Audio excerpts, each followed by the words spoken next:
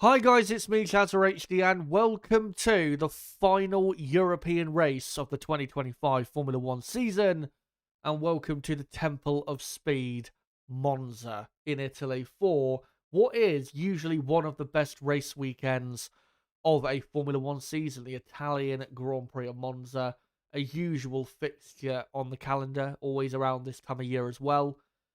And I said a few days ago in my content for the last Grand Prix that this Grand Prix at Monza would be a very exciting one, given how close I expected the field to be. And so far, looking at practice, it has proven to be the case. It is going to be a very exciting weekend. And at least if we don't get, say, tomorrow, a million overtakes, it's going to be at least a very competitive weekend. But all areas of the grid, the fight for the win, the podium, and pretty much every position is up for grabs this weekend. It is incredibly close through the field. Of course, this lap at Monza is, just over 80% flat out. So you're going to get a much closer field here than normal compared to the rest of the races on the calendar.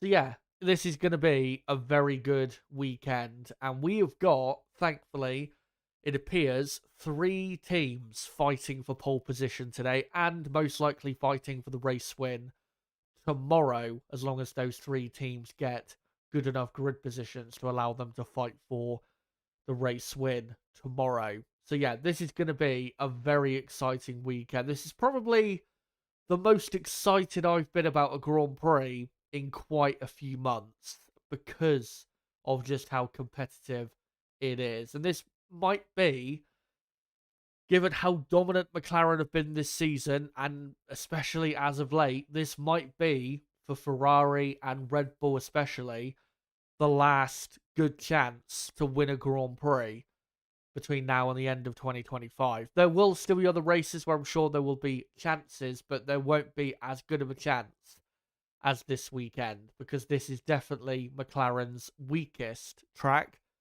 Even though McLaren still looking quick, they were top of practice 3, which finished about an hour ago. So McLaren are still strong, but nowhere near as strong as they have been in recent races. Yeah, cannot wait for qualifying later here at Monza. Always close, always exciting. You never tend to get the same team or the same driver year in, year out on pole. Last year it's McLaren. Year before it was Ferrari with Carlos Sainz. The year before that, Leclerc got pole for Ferrari. And then the year before that, I think it was Mercedes. So it tends to be different teams, different drivers, year in, year out. And we'll see, ultimately, who takes pole position today. Remember, pole position, not necessarily the key to winning the Italian Grand Prix. The last time pole position won the Italian Grand Prix was 6 years ago in 2019 with Charles Leclerc in what was a classic showdown that weekend. But yeah, it's going to be a great weekend. I have no doubt about it. And qualifying, as you can see, gets underway in an hour and 25 minutes from now. Hope you guys are as excited as I am, and I hope you'll be joining me in watching along and enjoying qualifying at Monza. And as usual, I just want to say, hope you guys are all doing well, no matter what part of the world you're in, what time zone you're in. Hope you're all doing as well as possible and are as happy as you can be, given whatever circumstances you're going through.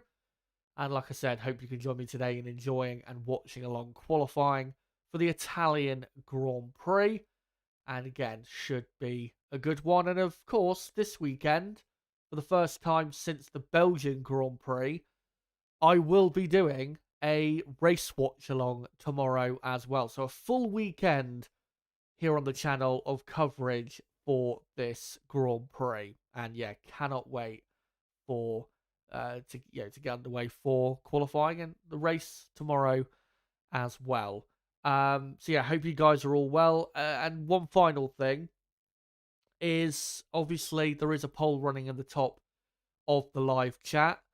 And I've asked you guys who will take pole position today. Your options in that poll are Charles Leclerc, Lando Norris, Max Verstappen, and Oscar Piastri. Out of those 4 drivers, who do you think takes pole position for the Italian Grand Prix?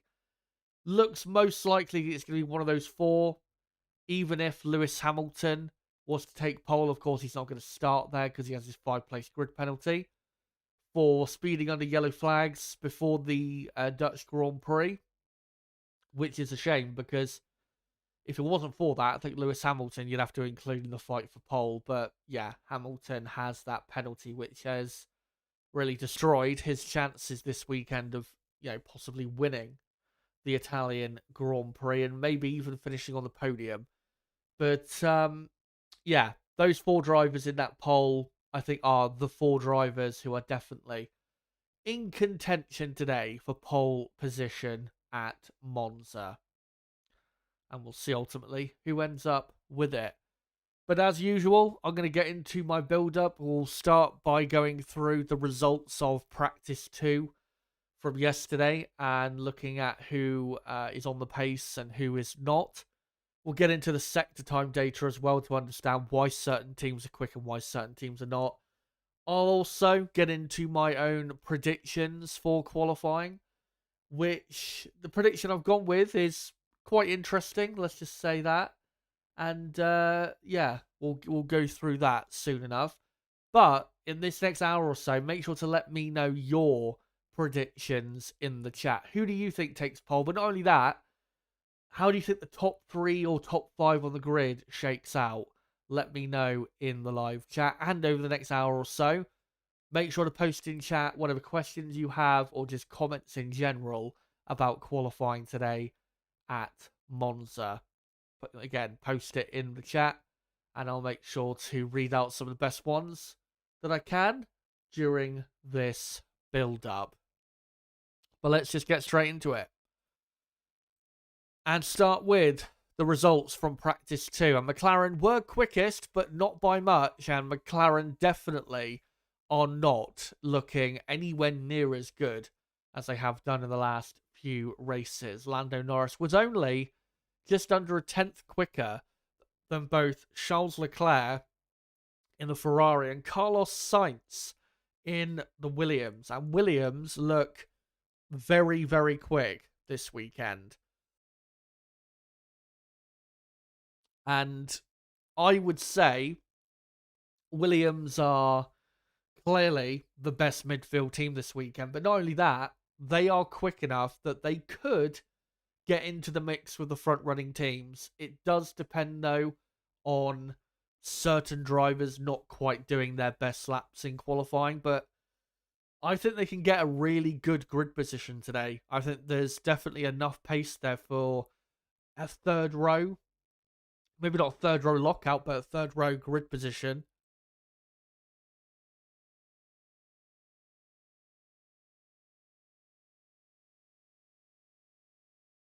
Sorry about that, just had to clear my throat. That's why I muted myself. Yeah, I think they can get onto the 3rd row. I think that's definitely possible, but more likely to be 6th rather than 5th. Alex Albon, I have to say, quite a bit off the pace in practice 2 compared to his teammate, a couple tenths of a second. That should close up in qualifying. I'm expecting Sainz and Albon to be pretty much on the same pace, given that when Sainz is quicker, it only tends to be by a few hundredths of a second between those 2 Williams drivers. So if Williams are truly, in the top 10, strongly in the top 10, then yeah, it's going to be a very close battle between those 2 Williams drivers. And then you've got Oscar Piastri in 4th. Piastri's not had the greatest weekend. He has looked a tenth or so behind his teammate, but as we know, not just from last weekend's Grand Prix, but from this season in general, when it comes to Q3, when it matters most, Piastri, compared to Norris, a lot of the times gets the job done. So as long as Piastri can deliver in Q3, then from his perspective, that's all that matters.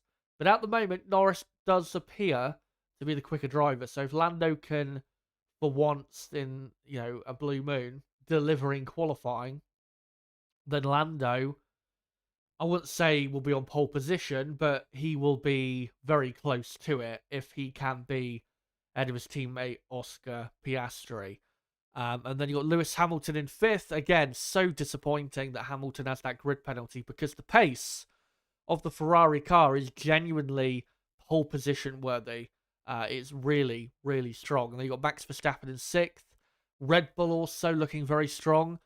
And in general, the reason I think Ferrari and Red Bull are definitely in the fight for pole today is because if you look at this season, Ferrari and Red Bull normally on a Friday practice day are quite a few tenths of a second behind McLaren.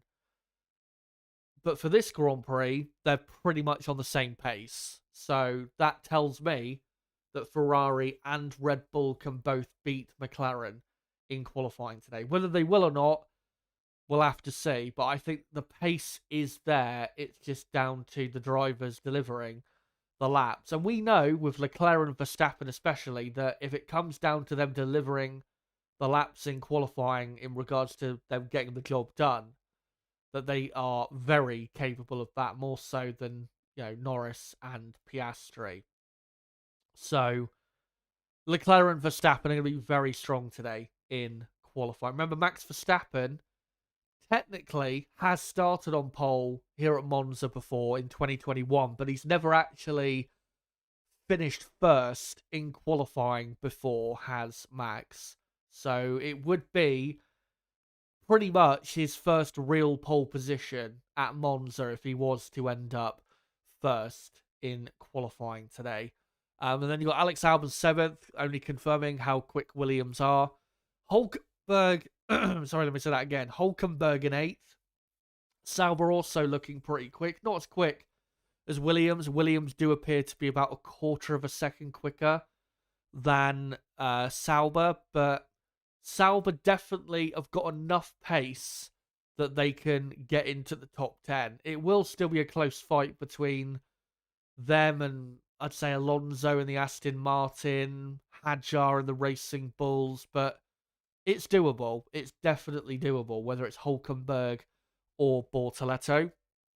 Then you got Tsunoda in 9th, who's looked decent this weekend. George Russell then completing the top 10, and yeah, no surprise, Mercedes are the slowest of the front four teams, and actually, they look to be probably, at best, the 5th best team this weekend, at least in qualifying trim, which is very disappointing. Well, it's very disappointing from the aspect of, this is Mercedes-Benz. They should not be that slow around a track like this. But I did say in my podcast a few days ago, reviewing the Dutch Grand Prix, that I thought Mercedes would be easily the slowest of the front four teams. And I even said I wouldn't be that surprised if there was a midfield team fighting with them, this weekend. And that midfield team appears to be Williams. So in regards to my expectations, I wouldn't say it's a surprising weekend really at all so far from Mercedes. They just don't have the pace around a track like this, unfortunately. And yeah, they're not even, I don't think this weekend going to be fighting for a top 5, never mind a podium. They're just not anywhere near the pace, I think, this weekend. And then the rest of the order, you got Hadjar in 11th, of course, fresh from his amazing podium at Zandvoort. Bortoleto 12th, Bortoleto looking good. Stroll 13th, Behrman 14th, Alonso 15th, Ocon 16th, Liam Lawson 17th. Lawson definitely can and really should improve on that pace. He should not be 4.5 tenths slower than his teammate around a track like this. Absolutely no chance. And then you've got Gasly 18th, Antonelli 19th, and Colapinto 20th. Antonelli ending up 19th because he spun and got stuck in the gravel at the exit of the second Lesmo. Antonelli just continuing his awful season that this is turning into. And Antonelli, if he makes the top 10, given the pace of the Mercedes, that would probably be a great result for him, to be honest. But given his form and given the pace of the Mercedes, I'd be pretty surprised if Antonelli makes Q3.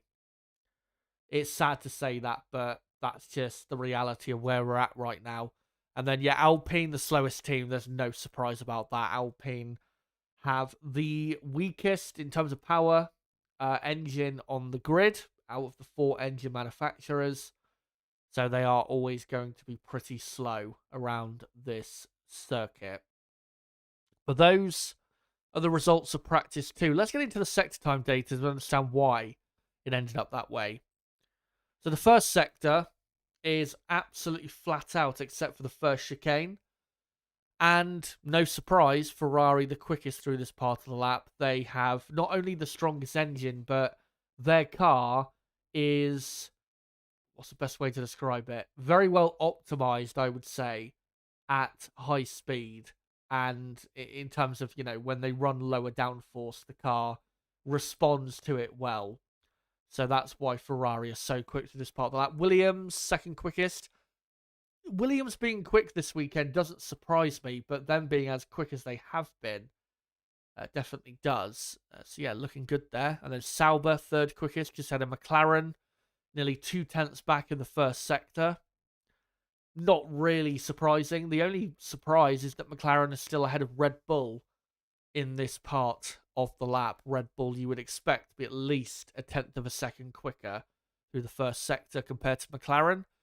Aston Martin then, after McLaren, and then Haas, not great considering they've got a Ferrari power unit.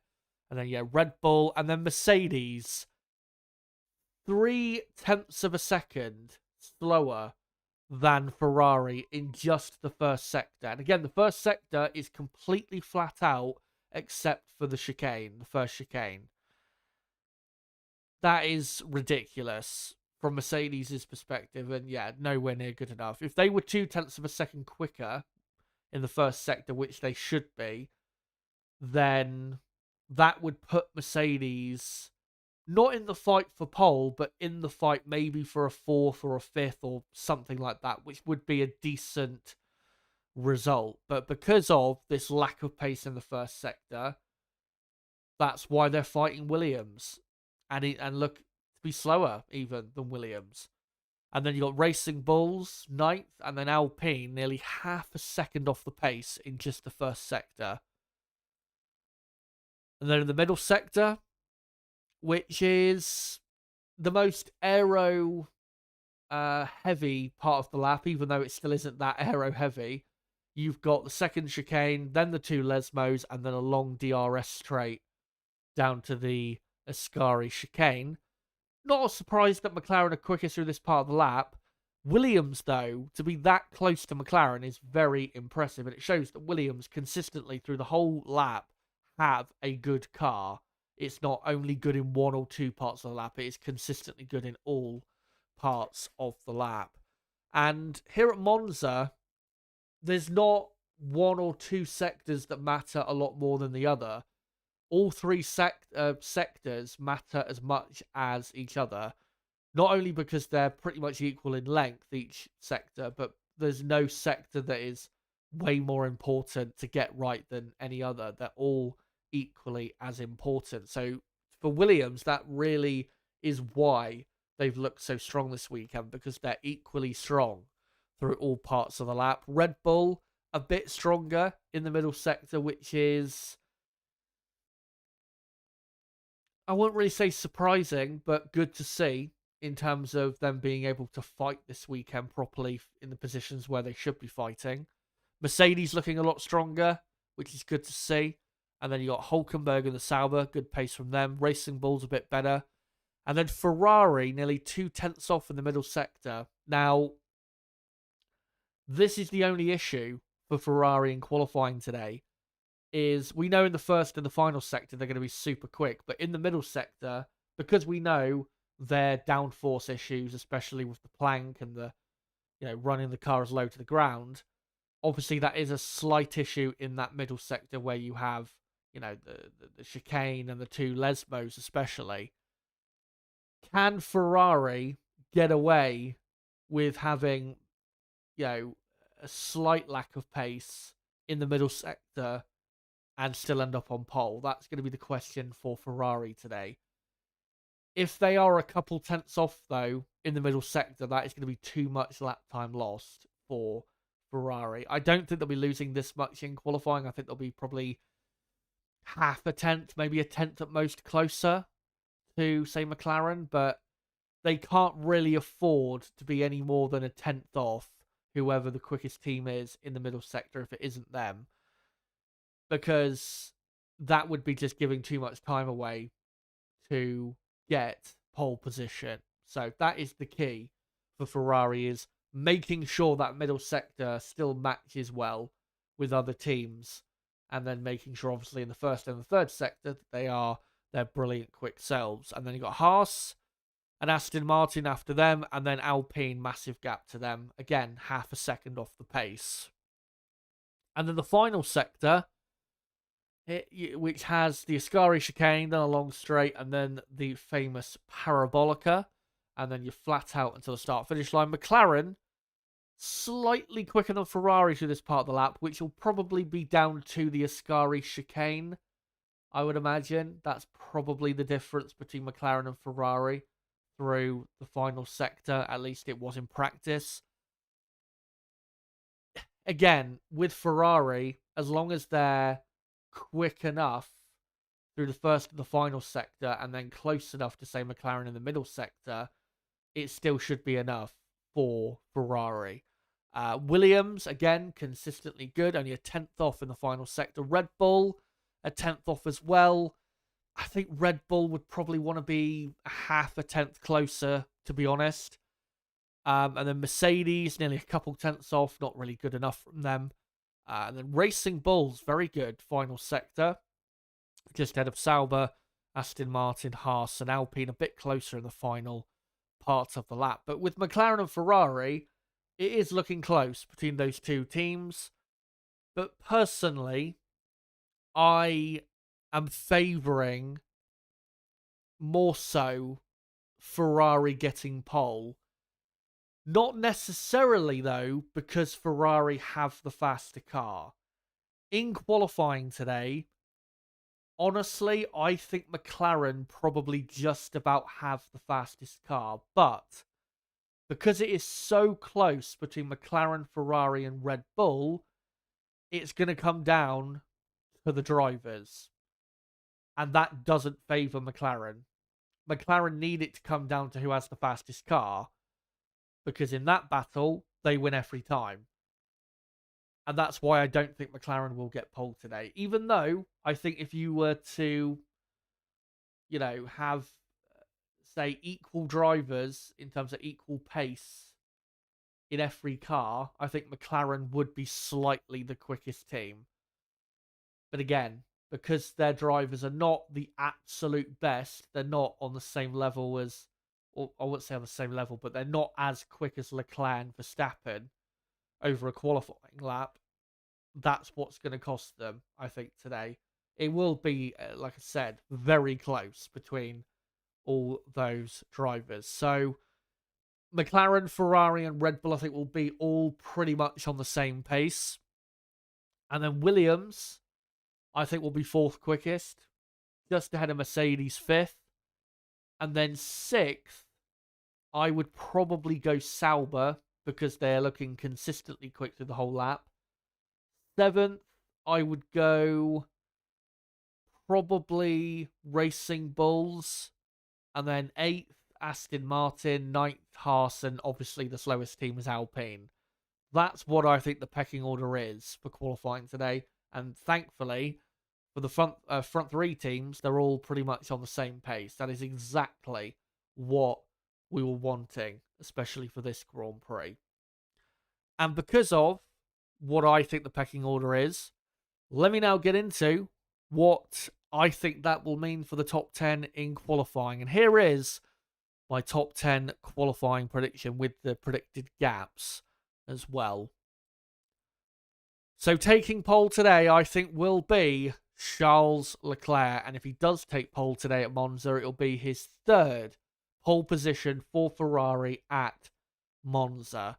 And what a moment that would be in front of the Tifosi. Max Verstappen, I think, will just about get second. Third, I'm going Lewis Hamilton. Even though Hamilton has his penalty, I think he will still finish third, but then he'll end up starting eighth if this prediction comes true. And then I think it's going to be Piastri fourth, Norris in fifth, but because of Hamilton's penalty, that will be third and fourth on the grid. And then sixth and seventh, I'm going the two Williams, Sainz and Albon, which again, because of Hamilton's penalty, would be a third row lockout for the Williams team. And then in eighth, George Russell, which would be seventh with Hamilton's penalty. And then ninth, Yuki Tsunoda. And 10th, just about, will be Gabriel Bortoleto for Sauber.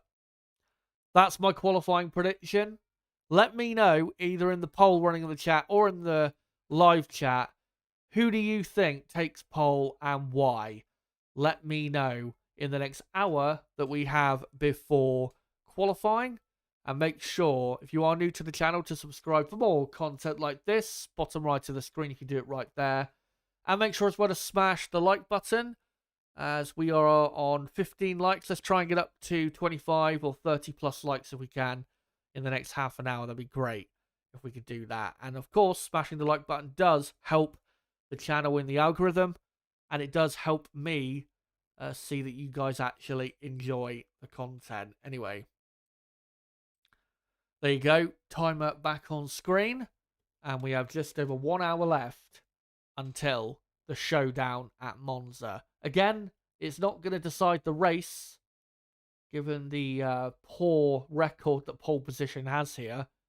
I think if you look at the last 10 years, I think only 3 times has the pole sitter won the Italian Grand Prix. So even though I've predicted Leclerc to take pole, doesn't mean I think he'll win the race.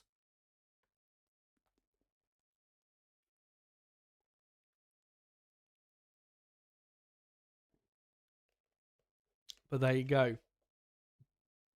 And now for the next, say, half an hour, we're going to go through your comments in the chat. So make sure to post your comments, again, asking about whatever you want, or, posting your thoughts about qualifying today for the Italian Grand Prix.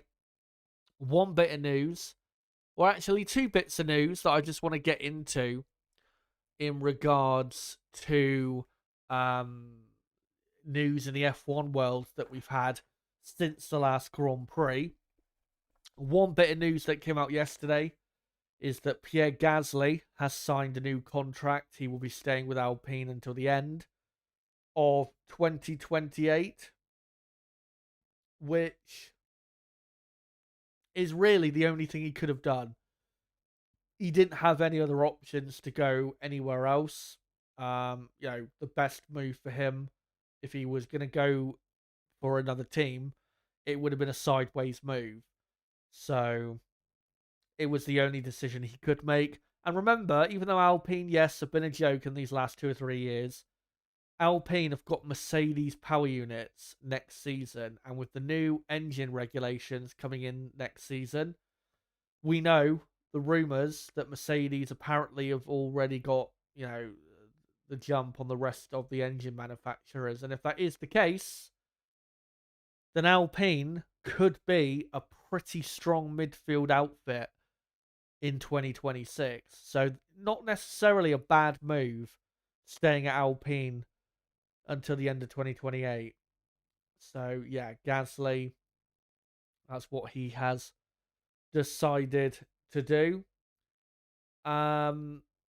And then the other bit of news is there were discussions between the manufacturers about possibly bringing in new engines for 2029, because of course, the new big set of regulations are coming in next season. So of course, naturally, the FIA, F1, FOM, Liberty Media, all of them are now naturally thinking, what is the next set of rules going to look like that will come into force probably at the very end of this decade or at the start of the next one? And the discussion was that they were going to bring in V8s that would be, what do you call it? Like, with sustainable fuels and stuff like that. But sadly, that has been rejected. I expected that, to be honest. I didn't expect them to agree to it. And the news is that we will be sticking with, in Formula One, we'll be sticking with V6 hybrids until the end of 2031. And then after that, who knows? Maybe we'll go back to V8s with sustainable fuels, maybe even V10s with sustainable fuels. We'll have to see. But it looks like on the engine side that once we get these new engines in next season, they're going to be staying around for a pretty long time. 5 years probably, which is, in Formula One, that's a long time. In terms of the next set of aero regulations, though, who knows? I'm hoping they'll, wait a bit before doing the next set of aero regulations. Because, of course, next season we have new aero regulations. The cars are going to be smaller, narrower. The cars are going. The cars are not going to be ground effect cars anymore. The downforce of the cars are actually going to be more so like they were in 2021, which is good. And obviously we have the active aero adjustment as well, which apparently is to help with, overtaking, but whether that'll actually help is another story. But I'm hoping that they'll leave the aero regulations alone until at least, say, 2030. Because as we've seen, and that's really why the field in Formula One has got so close in the last couple of years, you have to wait 3 or 4 years for it to close up, for the regulations to stay stable. So hopefully they will do that and not change the regulations until, say, at least 2029 or 2030. And then by, say, 2028, 2029, we can have a really close field with 11 teams instead of 10, maybe even 12 teams, because there is still discussions about maybe a 12th team coming onto the grid in a couple years from now. So, yeah, that's my hope, is that once this set of regulations comes in next season, that'll be it in terms of regulation changes, say, until the next decade. That's how it should be, as far as I'm concerned. But we'll see. But that's pretty much the news that's happened in the last few days or so. But let's have a look to see what you guys are saying in the chat. And hello to all of you. And again, as I've said before, make sure to vote in that poll in the chat if you haven't already, to let me know who you think is most likely to take pole position. Hello to Astros. There's only 11% reckon an Oscar Piastri pole. Seriously? In his car and with his momentum and skill, I reckon he'll get pole. It's doable, but I think if Leclerc and Verstappen are at their best today, then I think, unfortunately, for both McLaren drivers, they just won't be able to outdo that. But at the end of the day, and we saw this last year, pole position in terms of winning the race doesn't really matter. As long as you put yourself in a good enough grid position, say the front 2 rows of the grid, to contend for victory, then that's all that matters. Charles Leclerc won the Italian Grand Prix last year from 4th on the grid. So if Norris or Piastri end up 4th on the grid, it doesn't mean they're not going to win the race. And remember, McLaren do tend to have the strongest race pace in a Grand Prix. So, we'll see. Obviously, grid position does matter to an extent for tomorrow's race, but not massively.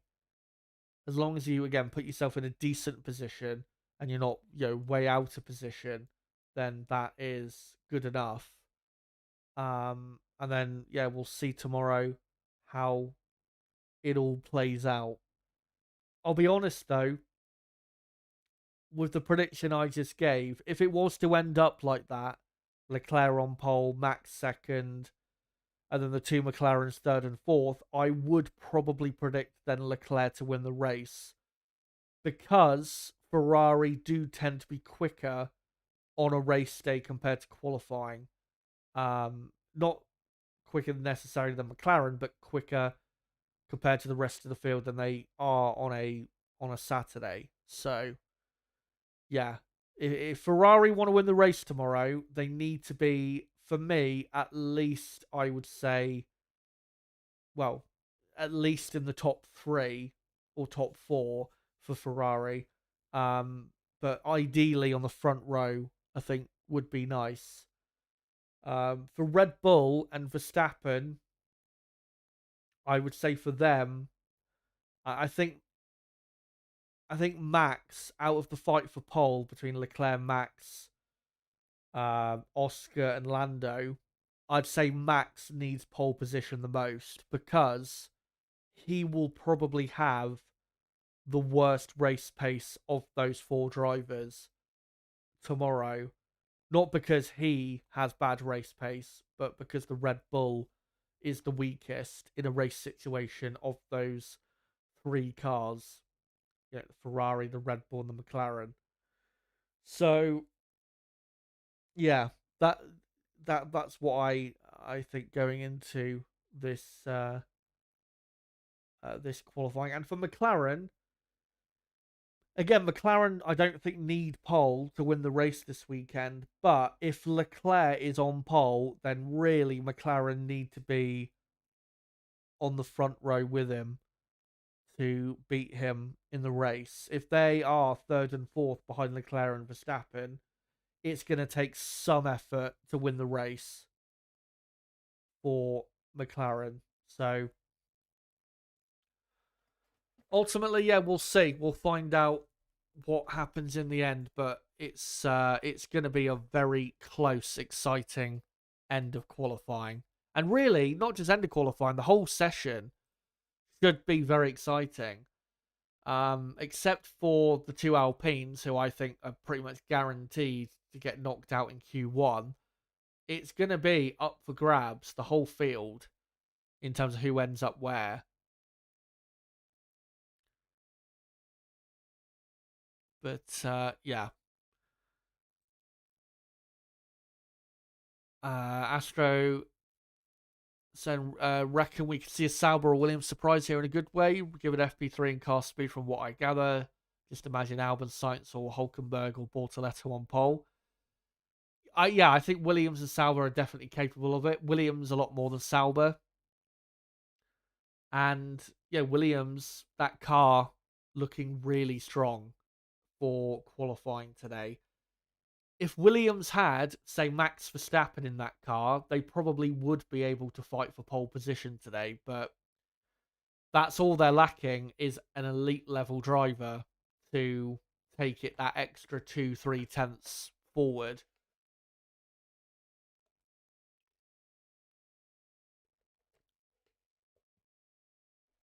All right, let's find some other comments. Hello to Yanni. Good to see you. And hello to everyone watching and, of course, in the chat. Hello to Herman.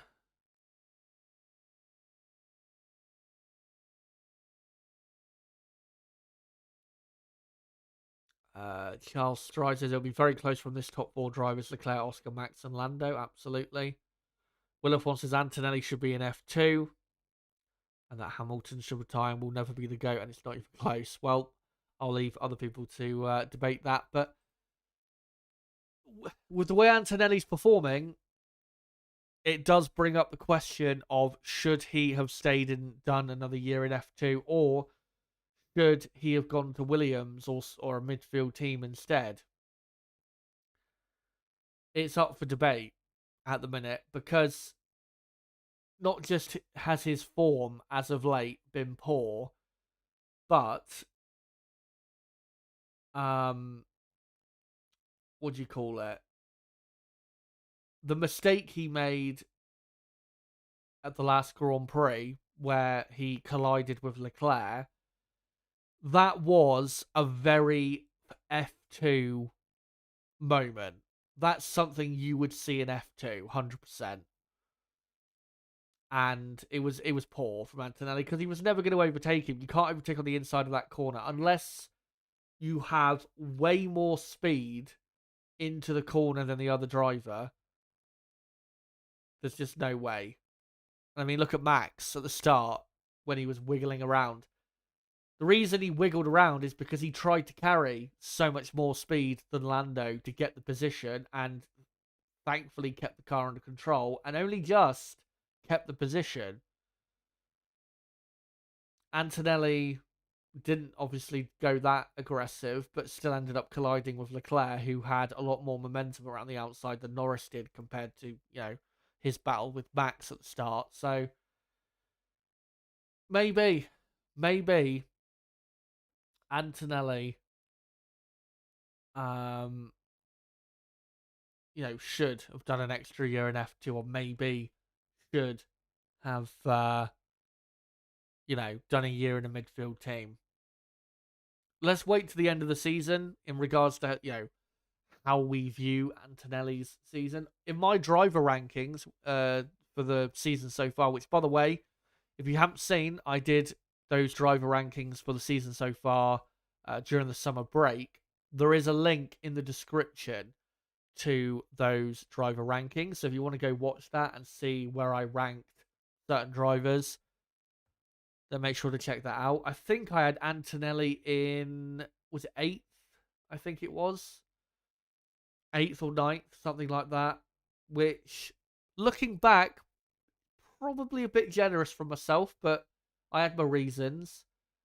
But if he continues this form, I'm probably going to rank him outside of the top 10 for the season, and probably a lot closer to 15th than 10th. So if he wants to have any sort of confidence going into next season, remember, next season, you don't know, could be a championship winning car next season, especially if Mercedes do have the best power unit on the grid. He needs some sort of confidence going into next season. So, yeah. Astro, his prediction is Piastri pole, Leclerc second, and then, yeah, this is a pretty bold prediction. Hulkenberg third, Sainz fourth, Albon fifth, Bortolo sixth, Russell seventh, Max eighth, Lando ninth, and Hamilton 10th after penalty is applied. Unlikely, I know, but going bold, he says. You have gone bold. You've gone bold before and it's worked. I think, was it a few races ago at Silverstone? I think you might have predicted a Hulkenberg podium. But, yeah, we'll see.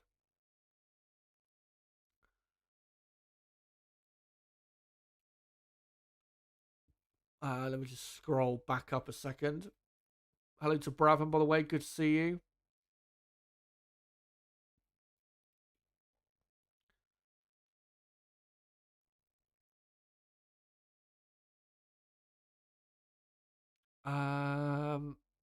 Yeah, Bravin saying Piastri on pole is my prediction, was on a fastest lap in FP3, then slowed down.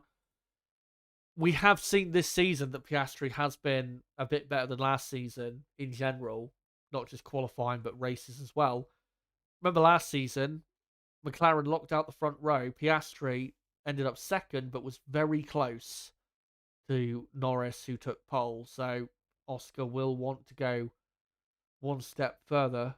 But the reason Piastri didn't win last year's Grand Prix was because of the race strategy that McLaren went for, which obviously was the wrong one in the end.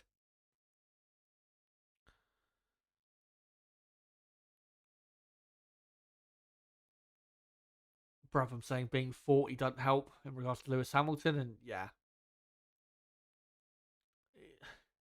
I, I don't know if I said it in my last podcast, but I mean, I've probably said it before that, yeah, Lewis has just got to that point of his career and to that age where he just doesn't have it anymore. Of course, there will still be glimpses and still be some decent or even good results, but the Lewis Hamilton we have seen this season is not the Lewis Hamilton. We all know that. If you don't think that, you are lying to yourself. Even if you're a Lewis Hamilton fan, you are lying to yourself. You know that this isn't the Lewis Hamilton. You just know. And yes, there are issues with the Ferrari car, but Leclerc's had issues as well, and it's pretty much the same car for both.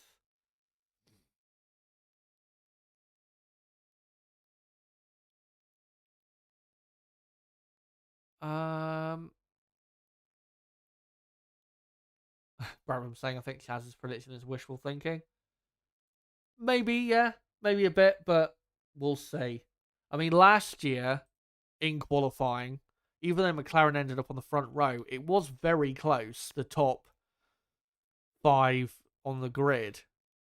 Yeah, the top five on the grid last year was separated by 0.13 of a second. Or no, 0.14 of a second. And that was Norris, Piastri, Russell, Leclerc, and Sainz. So, I mean, last year, you could have had a Mercedes or even a Ferrari on pole, but in the end, McLaren just about did it. Maybe it'll be the same this year, but I genuinely think we could have three different teams on pole today.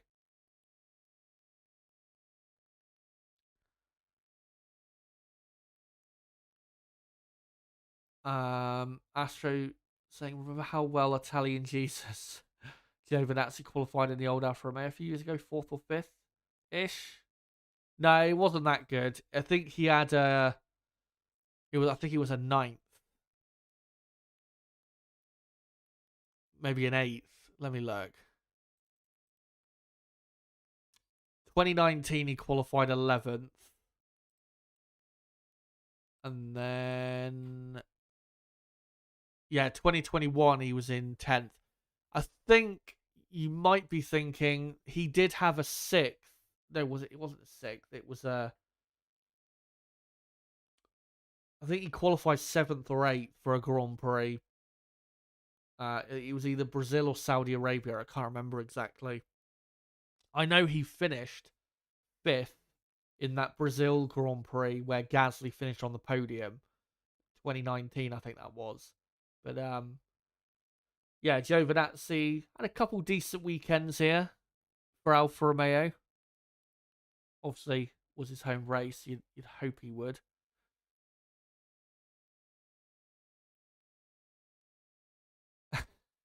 Will have won. Everyone is shit, says brother. Will is pretty critical of a lot of drivers, but absolutely nothing wrong with that.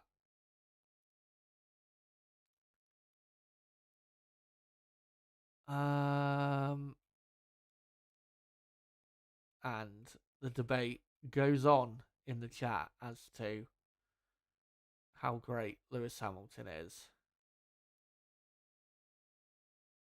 If Chaz's prediction is wishful thinking, I hate to think what that makes mine.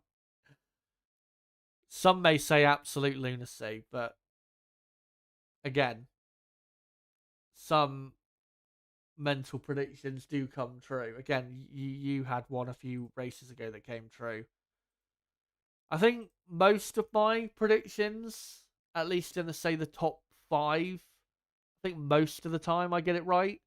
But when I get it wrong, it tends to be quite spectacular, I will admit. Um,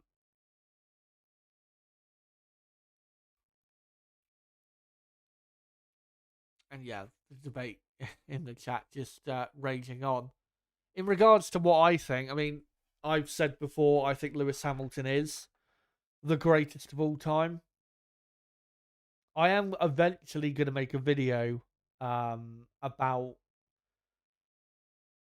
my greatest of all time list. What I want to do though, instead of doing the top 10, is I want to do a top 20, because I actually think in between 10 and 20, that part of the list is actually a really interesting part um in terms of who possibly I might go for. But yeah, eventually I am going to make a video going through my top 20 greatest of all time. And obviously, I'll explain for each driver why I've gone for them in whatever position. But yeah, Lewis Hamilton is still for me the greatest of all time. Um, the only person I can think of who, well, could change that is, of course, Max Verstappen. But in terms of talent and speed and all of that, Max is absolutely amazing. But he needs the numbers to go with the talent. And that is in comparison to Lewis Hamilton. Obviously, Lewis has that massively on his side. You know, the having, or basically statistically being the greatest of all time. So, in terms of debating whether Max Verstappen is the greatest of all time, you can't have that conversation until Max gets either close in championships to what Hamilton has had, um or what do you call it, or gets the race win record or pole position record. So we're gonna have to probably wait a few years before that conversation is had. But yeah, for me, Lewis is the greatest of all time. For Max is a 4-time world champion. I would probably put Max, in terms of where I would rank him, probably I don't know if I've said this before, but I'd probably rank him in my top 6, top 7, something like that. I haven't thought about it properly though, so again, when I eventually come around to making that video, I will obviously rank him where I rank him, and I'll make sure to explain why.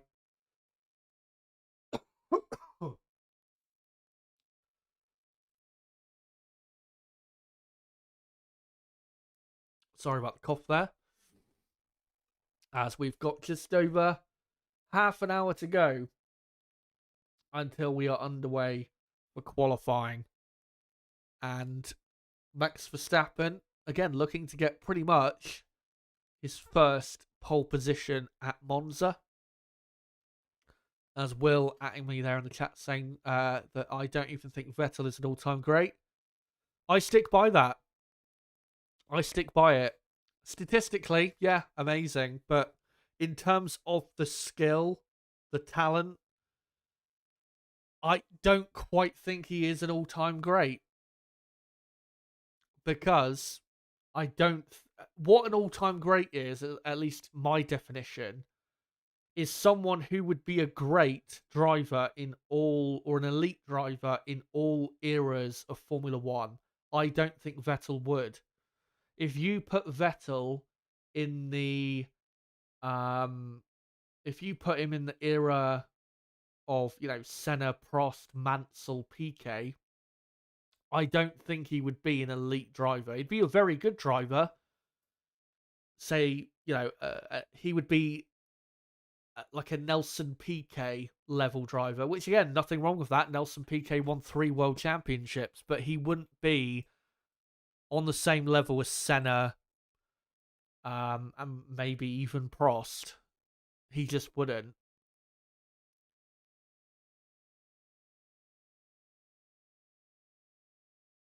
And, there's not that many drivers that I would say are all-time greats. Hamilton, Senna, Schumacher, Fangio, Lauda, Verstappen, Jim Clark, and that's probably it in terms of all-time greats.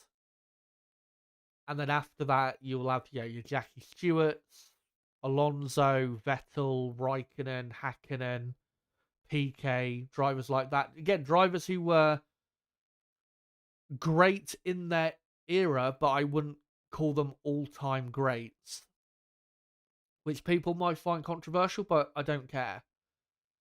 That's what an all-time great to me is. Someone who would be great in any era. And yeah, Hamilton, Senna, Schumacher, Fangio, Lauda, Verstappen, and Clark, those to me are all-time great drivers.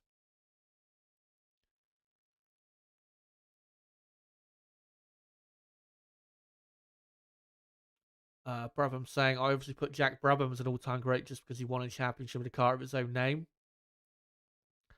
I understand, I completely understand that, but I don't think, even though that's an amazing achievement, obviously that's in a completely different time of Formula One where you could do that. Would Jack Brabham be at the level of a Verstappen in this era or of a Hamilton in the previous era? I'm not sure he would. Not saying he wouldn't be great, but I'm not saying he wouldn't be, a very good driver, but I'm not sure he would be on that absolute elite level. Again, same with Jackie Stewart. Jackie was, obviously a pioneer when it comes to improving Formula One safety and all of that. But if you actually go and look at what he did on the track, he was a very, very quick driver, was Jackie. And the success he had was really phenomenal. 3 championships over the course of, what was it, 5 years? Very, very good in a team that was not the biggest team at the time.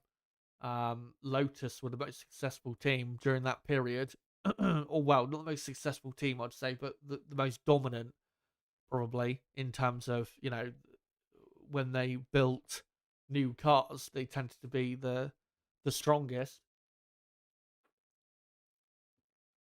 But yeah, Stewart still had his success in that era. But again, not sure Stewart would be, if you put Jackie Stewart in the Ayrton Senna era, I don't think he would be on the same level as Senna. Same in the Michael Schumacher era. Again, he was very good, but I wouldn't call him an all-time great driver.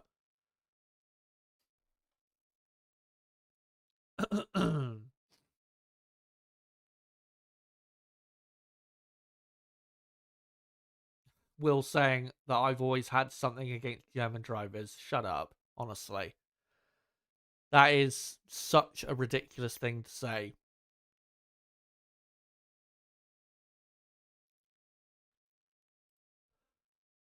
Um,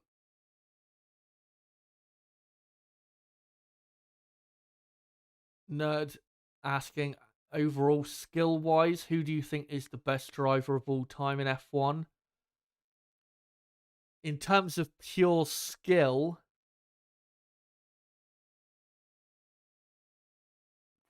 that's a difficult one.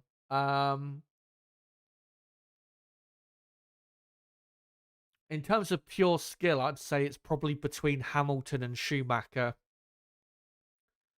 Not saying Senna wasn't skillful, he of course was, but the biggest thing with Senna that makes him so great is that Senna is, I think you'd probably have to say, the quickest driver we've ever seen in terms of raw pace. I don't think there's any driver that's ever been as quick as him in the history of motorsport. Senna was on a different planet in terms of pure speed. In terms of skill, though, I'd probably say Lewis Hamilton.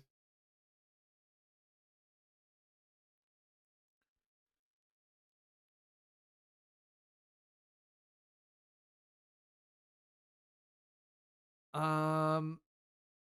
Anyway, let's come away from that debate. And quickly, before I post a link in the chat, or not post a link in the chat, one about, before I post the stream link out again, which is what I was trying to say, just want to quickly say, again, reminder, I will be live tomorrow for the race watch along. I will be live, as usual, 2 hours before lights out at 12 p.m. UK time for the Italian Grand Prix race watch along. And then on Monday, probably Monday night, I will be live, not live, I will be uploading my podcast reviewing the Italian Grand Prix. And then I can announce that there will be at least one recorded video coming out in between this Grand Prix and the next one, which is in Baku in 2 weeks' time. Again, at least one recorded video. I am hoping to get out 2 recorded videos, but whether I do actually get out 2 recorded videos is another thing. We'll have to see. I am pretty busy at the moment. I'm just getting set up for uni, which starts in a couple of weeks, and also working on some other things. So, yeah, we'll see. Hopefully, I can get those 2 recorded videos out between these, this race and the next one in Baku in 2 weeks. So, yeah, just letting you know about what the content plan is between now and Baku. And also for Baku, I will be doing both a qualifying and race watch along for that Grand Prix as well. And then, of course, there'll be a podcast after that race reviewing that one. So plenty of content coming your way in the next couple weeks. So make sure to subscribe for more content like this. Bottom right of the screen, you can do it there. And make sure to smash a like button to, of course, support the channel. Anyway, before we go any further, I am just going to post a link of the stream out one final time, and then we will get into some more stuff. Come join us here to watch along. Qualifying.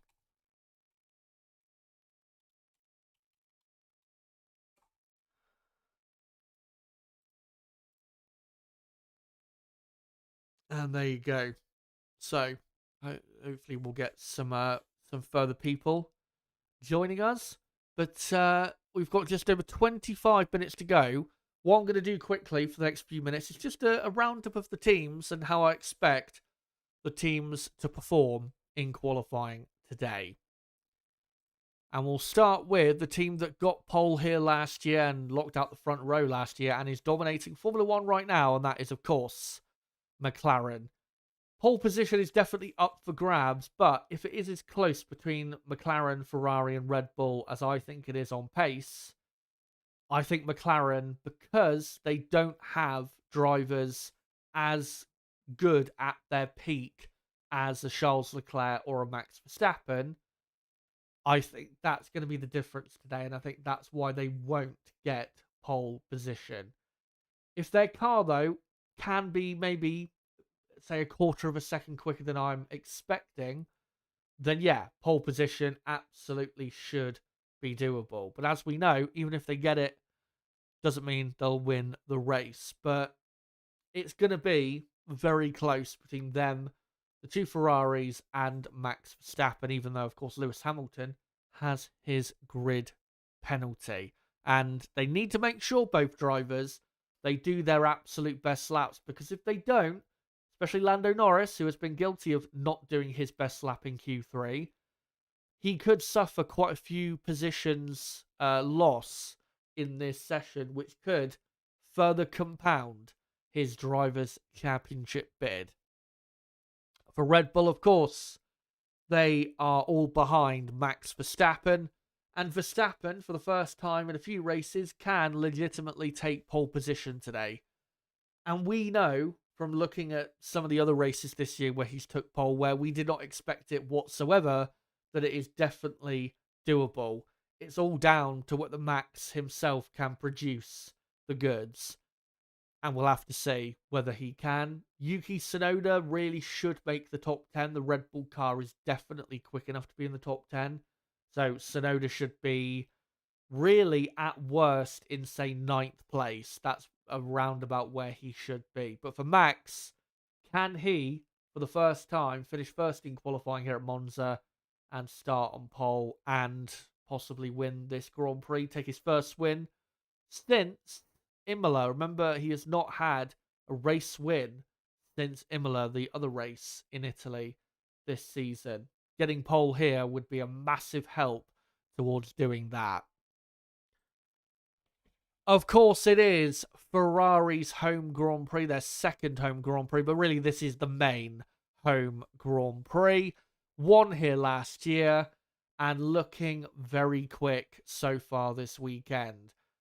And in my view, as long as Ferrari are genuinely as quick as I think they are, if Leclerc can produce the goods in Q3 like he has here before and like he has done many times in his career, I think he will take pole position. So it is all down, hopefully, to Leclerc, because if the car is there, we know that he is good enough to deliver the result on offer.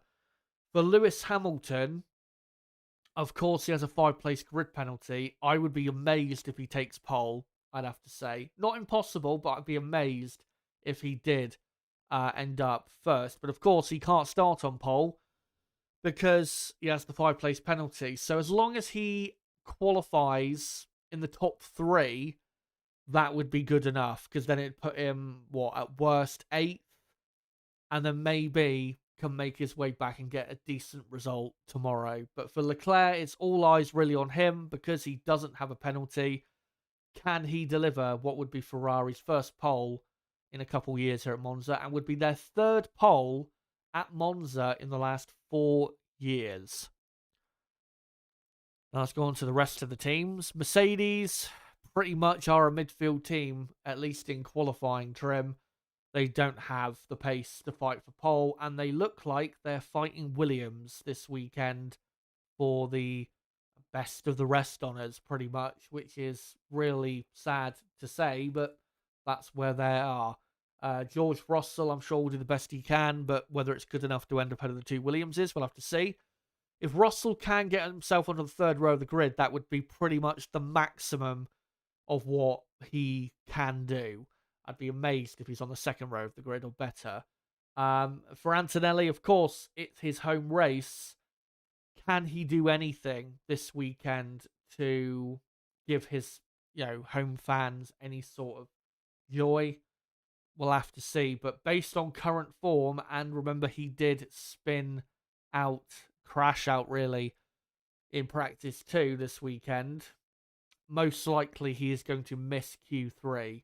Not only because of his form, but also because the pace of the car just isn't there this weekend. So yeah, Mercedes not looking good, and it's going to be a tough session for the Silver Arrows. Aston Martin, I think they'll be decent in qualifying. Alonso, obviously, you have to count as a contender here. He has taken pole position here before, or a couple times, once for McLaren and once for the Scuderia, winning both races. They started on pole here. And yeah, Alonso looks to be in and around 10th, 11th, 12th. I think he will probably just miss out because I think the Aston Martin just isn't quite good enough around a track like this. But we know that he will be super quick, so keep your eye on Fernando Alonso. Alpine are the slowest team. Haas, not that much better. They, as we've seen this season, their car at high speed is just not quick enough. They've got a bit of a draggy car, which around aero-heavy circuits helps them quite a bit, but around a track like this, it doesn't help at all. So, yeah, Haas probably will lose a car in Q1 and then won't get anywhere near Q3 if one of their cars does make it into Q2. Racing Bulls look a tad stronger here than I expected, obviously coming off of the back of a podium at Zandvoort, where they were legitimately very quick in that Grand Prix. I mean, they got the podium because of Norris's DNF, but the pace was good. They deserved to be in the position they were in on track before Norris's DNF, and it was great, obviously, to see Hadjar get that podium. But yeah, they look a tad quicker this weekend than I expected. Normally, they're not that quick around these types of tracks, but they look to be to a degree, in the mix for maybe a Q3. If Hadjar can get in Q3 here, that would be a really top effort, because it's going to be very hard for him to do so. And it doesn't necessarily look likely that Racing Bulls, should be in there. So if he can yet again get in Q3, that would be superb. Keep your eye on the young Frenchman who's having an amazing season. But also keep your eye on Williams, who are, I think, the dark horse for qualifying. They've looked very quick this weekend, very quick in practice too. And a third row grid position is absolutely doable for the Williams team. Hopefully Carlos Sainz keeps up the pace from, the weekend so far, because he's took pole here before. He's always been pretty quick here. He nearly won here in 2020 with McLaren. So as long as he is at his best and Albon's not too far behind, both Williamses should be pretty quick today. So keep your eye on Williams, who I think will be quicker than Mercedes. And if any of, McLaren, Ferrari or Max, if they don't quite get it right in Q3, Williams will be there to pounce. And for Sauber, they will be in the fight for Q3. They look probably the strongest out of the teams, say them, Racing Bulls and Aston Martin. They look like the strongest of those three teams to get into Q3. Whether they do or not is really down to the drivers. We have seen, as of late, that Gabriel Bortoleto has been very good in qualifying. So if he can do his best today, there's a pretty decent chance he'll end up in the top 10, which would be fantastic. But we'll see ultimately where Sauber are. But they look pretty quick. Is helped by, of course, having the Ferrari power unit. But good to see anyway that Sauber are looking as quick as they are.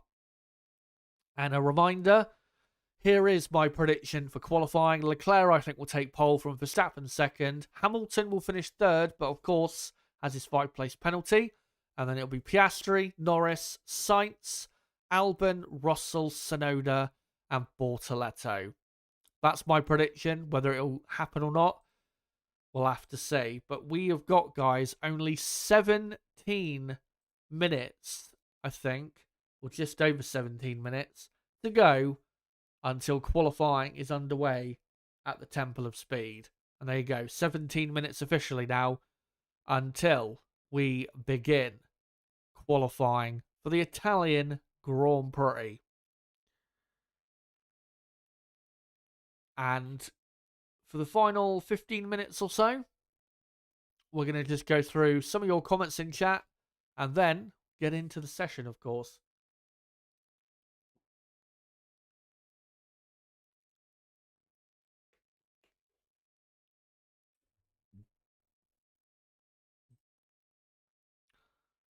Right, so yeah, Astro saying Sauber looked really good in practice 3. They did. I think both cars were in the top 10.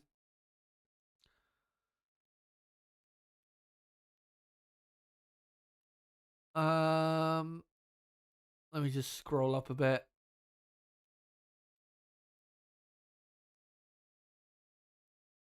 Bravo saying, let's be honest, we're having arguments about which spoilt rich kid is better.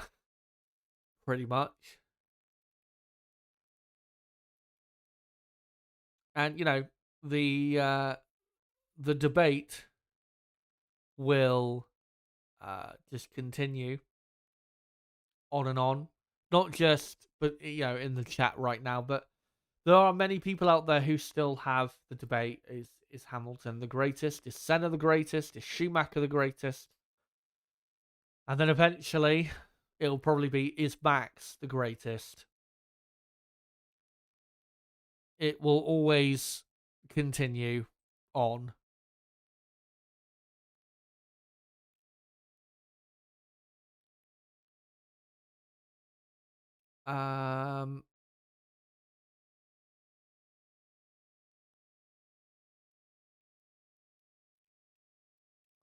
Let me find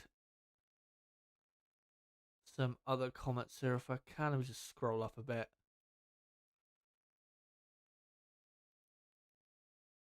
Bradham saying, I think different drivers would be legends in different eras. Different cars would suit different drivers. True. And that's the thing, though, is that's what I kind of mean with all-time great. Is like with Sebastian Vettel, the V8 era especially, those cars very much suited Sebastian with his driving style.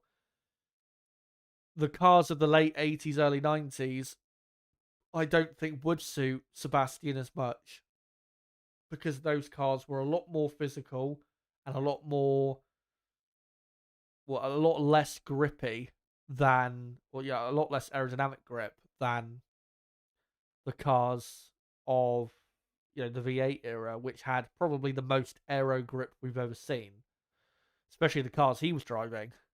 Um, and the reason I don't think Fernando Alonso, for example, is an all-time great is because Alonso has a very aggressive driving style, which I don't think if he drove in the 60s or the 70s, I don't think would suit those cars, because I don't think those cars you could have a Alonso-like driving style and be super quick. You had to be.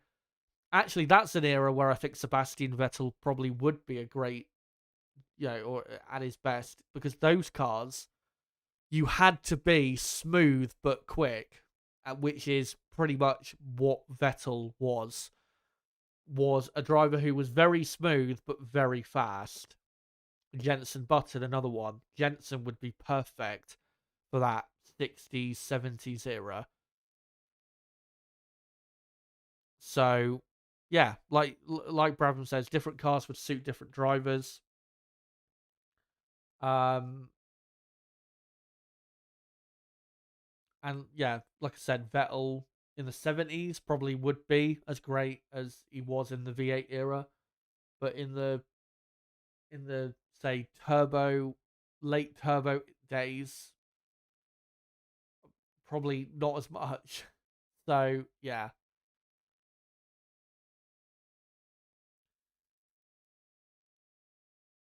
Um,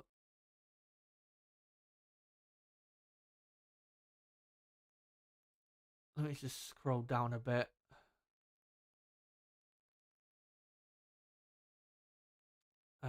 Crystal Racing saying Prost was 38 and more or less done with F1. He still battered Damon Hill. Pretty much, which, I mean, that just shows the difference between Damon and the more so elite drivers that, we've seen in Formula One history. Because, Prost in 1993, he wasn't washed, but he definitely wasn't at his peak. Prost in 93 was basically, I would say, at the level of, say, what Kimi Räikkönen was at in like 2017-18. And of course, because the Williams car that year was miles better than everything else, all he had to do was beat Damon Hill and he was champion, which is not exactly a massive achievement, beating Damon Hill.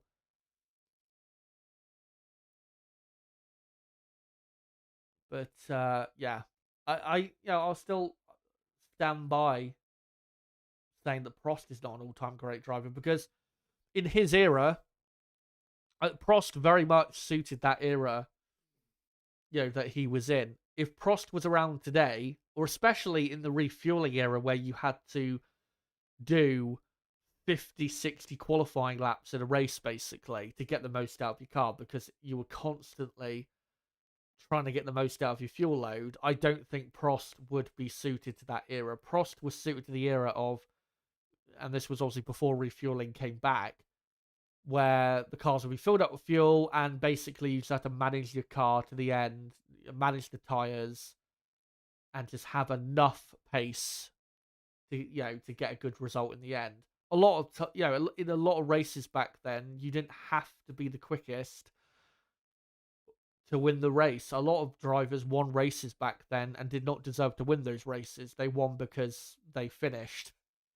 And especially if you go back and look at the 2 years where Senna and Prost were teammates,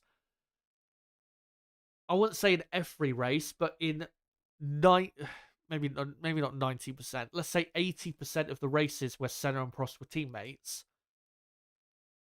Senna was the much quicker driver, and in most occasions when Prost beat Senna, it was because Senna didn't finish. So, yeah, I 100% stand by that. I think if you put Prost, especially in today's era, I don't think Prost would be viewed anywhere near as highly as he is.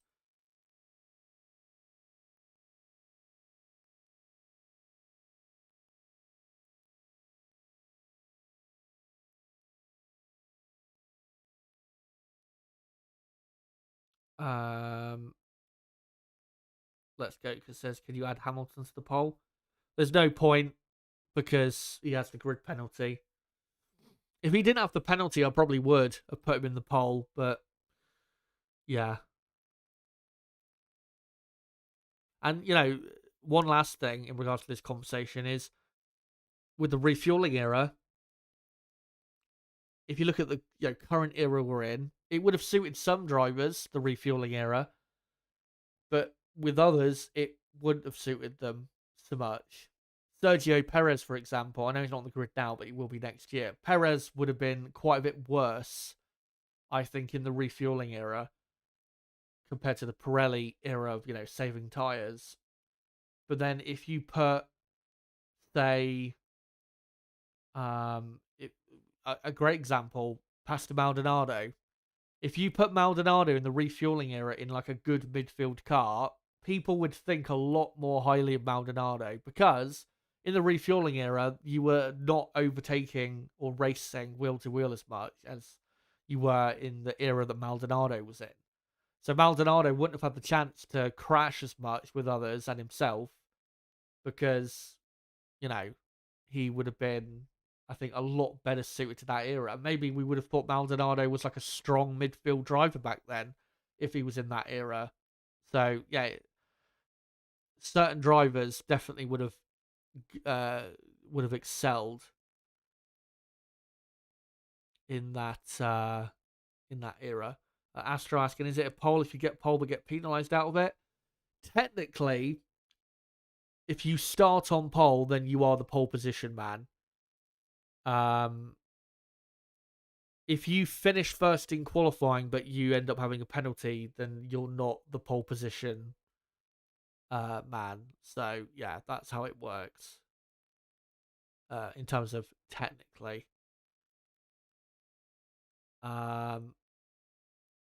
Crystal saying some F1 driving style channel said Zhou Guanyu would have cooked in the V10 refueling era.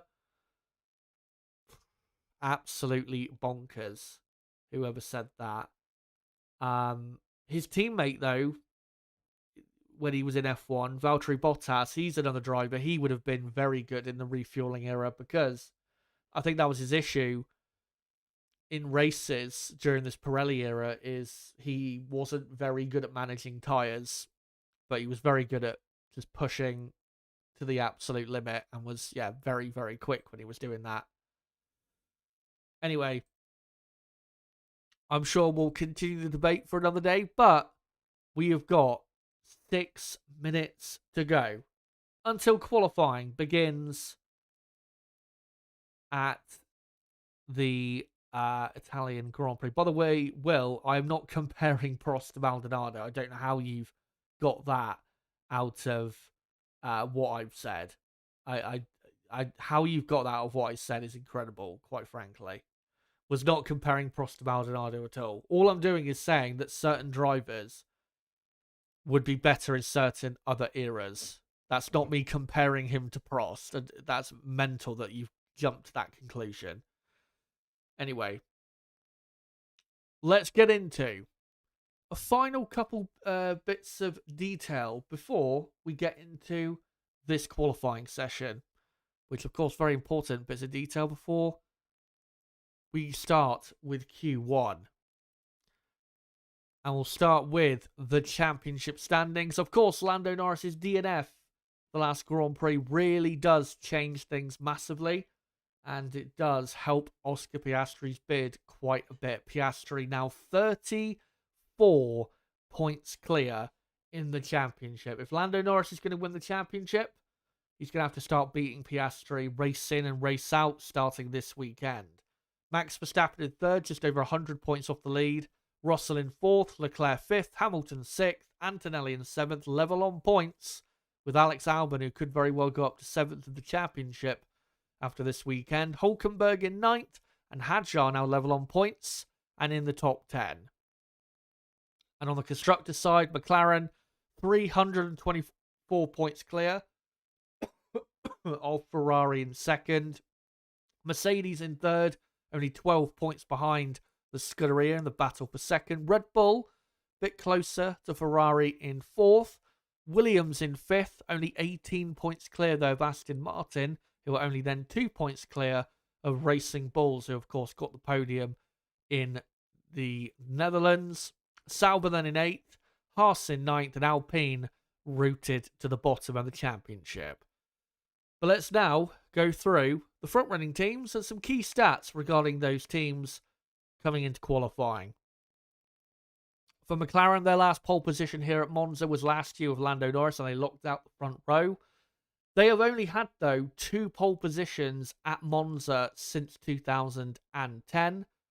Can they take the third pole in the last 15 years at Monza? We'll see. And yeah, first and second it was here last year. A fantastic qualifying it was.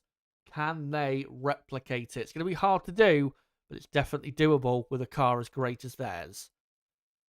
The Red Bull, their last pole position at Monza in terms of the last time they finished first in qualifying, was in 2013 with Sebastian Vettel 12 years ago, back in the V8 era. And that is one of only 2 poles that they have took here at Monza since 2010. Not been the strongest circuit for qualifying for this Red Bull team. And last year, they were absolutely terrible. 4th row of the grid, they were, or Verstappen and Perez it was last year. They will be quite a bit better today, but can they take pole? For the Scuderia, their last pole position here was 2 years ago with Carlos Sainz. In the last 10 years here at Monza, they took 4 pole positions with Raikkonen, twice for Leclerc and once for Carlos Sainz. Last year it was 4th and 5th in qualifying. Still led to victory, but can they do a bit better today?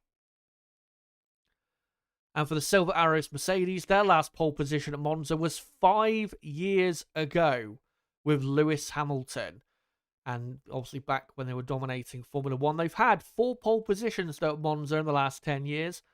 And they did have a pretty good qualifying here last year, 3rd and 6th. I don't think they'll be getting anywhere near that today, but maybe they'll surprise us. Those are the stats for the big teams coming into this very important qualifying session at Monza. And Q1 will be getting underway in about a minute from now. And of course, Q1 is an 18-minute long session, and I'll sync up the timer at the 17-minute mark.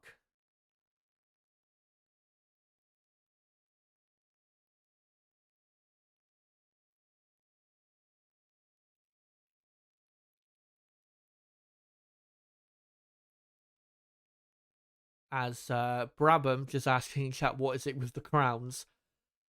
Those, you get them on Facebook. It's to indicate who's commented more so than others. It's called Top Fans. I don't really mind it if YouTube wants to put that in the live chats of streams, but yeah, that's what it indicates, is who basically interacts more than others. So if you want to get yourself as a #1 top fan, then just interact more. But obviously your choice. But before we get into things, make sure to smash a like button, as we've got quite a few watching, but only 55 likes. So let's go. Let's try in the next, say, 20 minutes or so to get up to 100 likes if we can. So make sure to smash that like button before we get into things.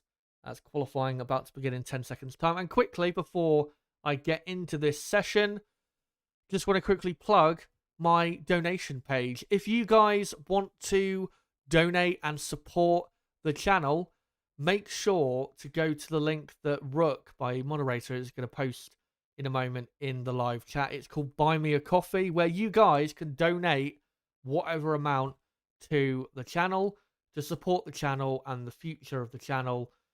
And yeah, you can donate whatever amount you want. It can be monthly. You can just do one-time amount. You can even put a message with your donation as well, like you can on YouTube with super chats. So it's your choice if you want to support the channel or not.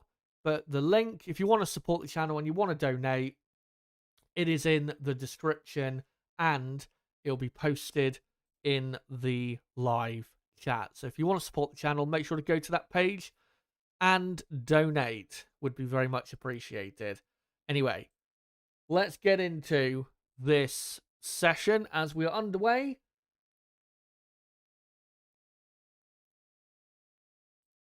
As there you go, 17 minutes to go, as we've only got a couple cars on track at the minute.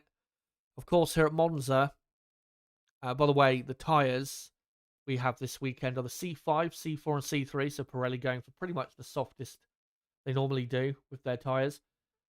Yeah, here at Monza, of course, the slipstream that you can get from other cars is crucial. So the teams are going to wait for the other teams to go out on track for when they go out, because obviously you don't want to be out on your own and, you know, with no cars around you, because then you can't get a slipstream from a car ahead. You want to be ideally, say, I don't know, 2 or 3 seconds behind another car to get that slipstream effect, which gives you an extra maybe tenth or two, and can be the difference we've seen before in getting pole position or not. But in this session, I'm expecting it to be pretty close throughout the whole field. Probably about a second, maybe even less, covering the top 20. The best time of the weekend so far, by the way, is a 1:19.3, which was done in practice 3. The best time in this session should be a 1:19.3 or a 1:19.5, something like that. So if you want to get into the second part of qualifying, you're going to have to do most likely a 1:19 lap time. If you're doing a 1:20 or worse, then you're going to be under threat from getting eliminated. So as long as you do a 1:19 lap time, then you should just about be okay. Of course, the closer you get to a mid 1:19, the stronger your chances will be of making it into Q2. As we look at Charles Leclerc, twice a pole sitter here, and the hero of the Tifosi, starts his first qualifying lap. Can he bang in a good one straight away? As the Ferrari gets through the first chicane, just all good. As Oliver Behrman does the first lap time of the day. And immediately it is bested by Pierre Gasly, and then bested again by Gabriel Bortoleto. Bortoleto. Good start from Bortoleto, 1:20.3. That's a really good lap time to start with, given that obviously he will improve on that with his second or third run in this session. Hülkenberg goes quickest now, 1:19.9. 4 tenths quicker than Bortoleto. That's a fantastic lap from Hülkenberg. And then Bortoleto second. And then you got Alonso third. Not anymore. George Russell is second. Russell has done that lap time, though, on a set of medium compound tyres. Interesting to see as Leclerc comes to the line and goes quickest by a 1/10.5 over Hülkenberg. So a great start for Leclerc. And Hamilton goes just over a 1/10 slower in second place. So it's a Ferrari 1-2 at the minute. Hülkenberg third, Russell fourth, Bortoleto fifth, Alonso sixth. And then you've got Colapinto 7th, Gasly in 8th, Behrman 9th, Stroll is 10th, and then Esteban Ocon in 11th. So only 11 lap times on the board so far. And yeah, the two Ferraris already banging in good enough laps to, I think, get them through to Q2. So a good start for the Scuderia. As Antonelli goes 5th, also on medium tyres. I've got to say, Russell's lap time on the medium, very good. Only 0.17 slower than Leclerc on a set of mediums. That's a very strong lap time from George Russell. So we'll keep an eye on what he will do on the soft tyre. Probably could do a mid 1 minute 19 on the soft if he had done the soft tyre, or ran that tyre instead of the medium. As Max Verstappen is now on a lap. And so are the two McLarens, and also Sainz and Tsunoda.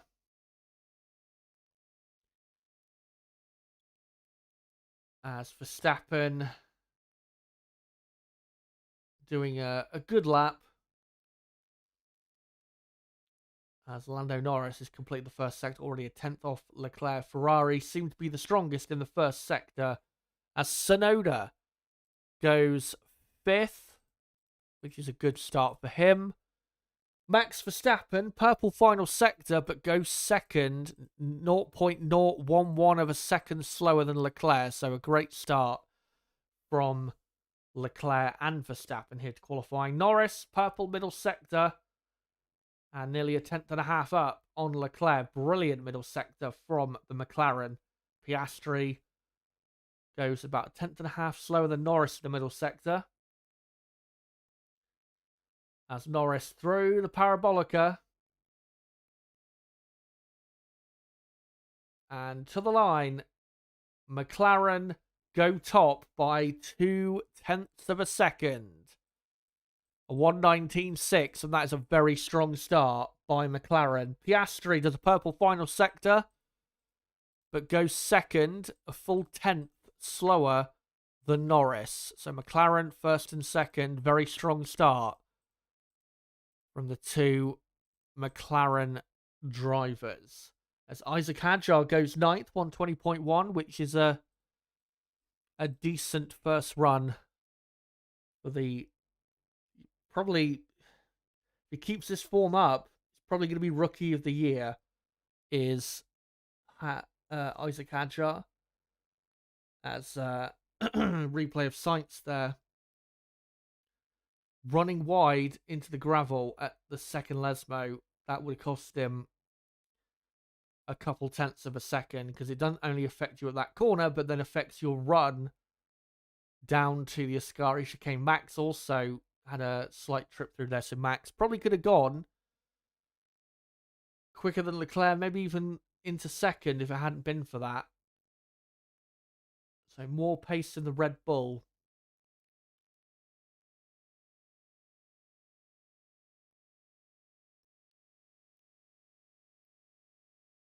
As we are looking at Pierre Gasly. And on this date, on the F1 broadcast, they're saying that Pierre Gasly, on this date in 2020, won the Italian Grand Prix 5 years ago. What an emotional race when that was. I'll admit, I even shed a few tears. It was an incredible race win, and will always be remembered in the F1 community, that race win. It was a beautiful day during some very dark times. As Alexander Albon is on a decent run. As Pierre Gasly is just coming through Parabolica.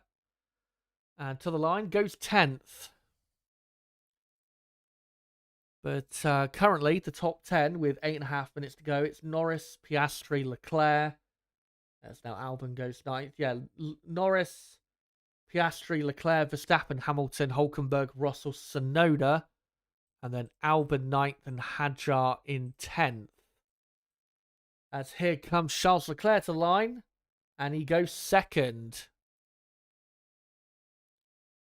Meanwhile, Lance Stroll goes 8th. Alonso goes 2nd.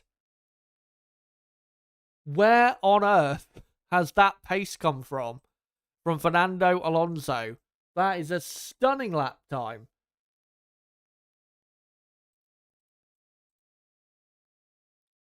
As Hamilton there going up to 5th.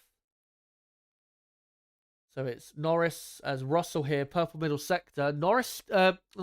Russell still on the medium compound tyre, interestingly. As Antonelli's got up to 15th, he's still on the medium as well.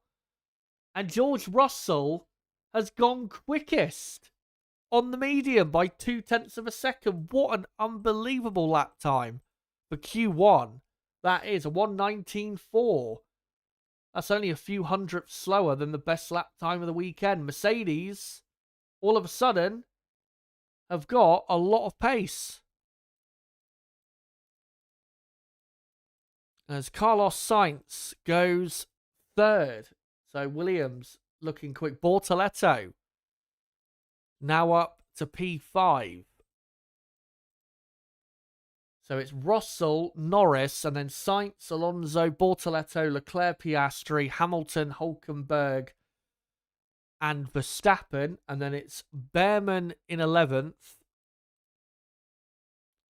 Lance Stroll is 12th. And then Tsunoda 13th, Albon 14th, Hadjar 15th. And in the drop zone, Gasly, Antonelli, Colapinto, Ocon, and Lawson. But that lap time from George Russell is going to get people in the pit lane really thinking. A 1:19.4 on mediums. The soft tyre around this track should be a couple tenths quicker, maybe 0.3 at most. So Russell, if he did that on the soft tyre, you're looking at a 1:19.1 or a 1:19.2, which that is a very, very hot pace for Q1. So George Russell may have just entered the conversation for pole position. We'll see if he can keep it up, though. One good thing, though, for Russell is he's saved a set of soft tyres if he doesn't go out again. He doesn't need to go out again. I don't think so. I think he's done enough with the lap time he's done. As Antonelli saying, balance was okay, I just had no grip. Well, balance must not be okay then. But yeah, that is a stunner of a lap time from George Russell.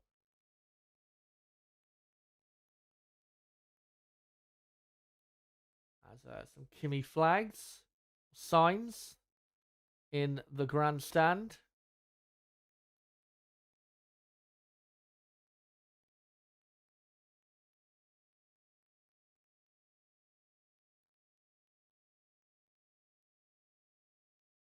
As the Tifosi in the grandstand looking excited as the two Ferraris now come out. Ferrari don't really need to go out again. I think the lap times they've done are already good enough, but they're obviously just trying to improve their own confidence ahead of Q3 later on. Max Verstappen, though,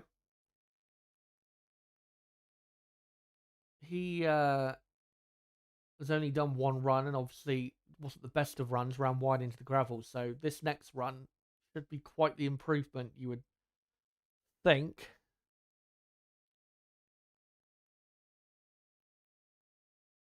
As Ocon on the radio saying, guys, I'm alone in front, exactly what we said we should not do.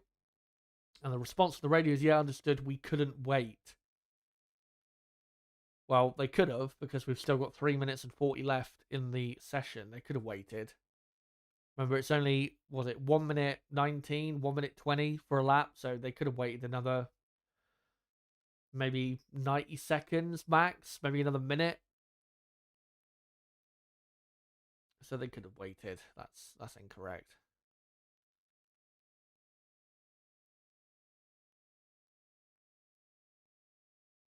But yeah, Gasly, Antonelli, Colapinto, Ocon, and Lawson in the drop zone. Who will make their way out? Antonelli on pure pace. Now he's on the soft tyre. Should make his way through because he has only done his runs on the medium. So Antonelli should get through and end up probably around 10th, 11th place. As Lando Norris, they're just showing it is bottom of the speed trap. We saw that in practice 3. The 2 McLarens were bottom of the speed trap, which is really why McLaren, if they're not going to get pole today, that's the reason why. Because when it comes to the corners, there is no team better than them.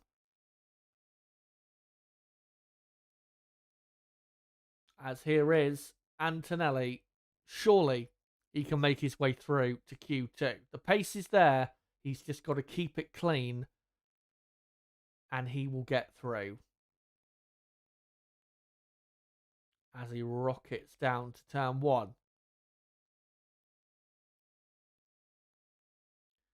And the Mercedes through there looks good.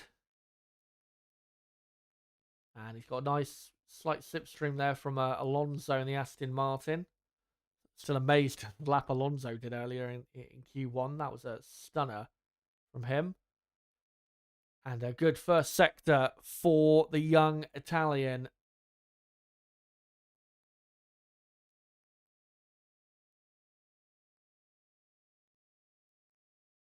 As Esteban Ocon improves up to 11th. Probably not going to be enough, but he's done the best he can. As Oliver Bearman has gone 6th.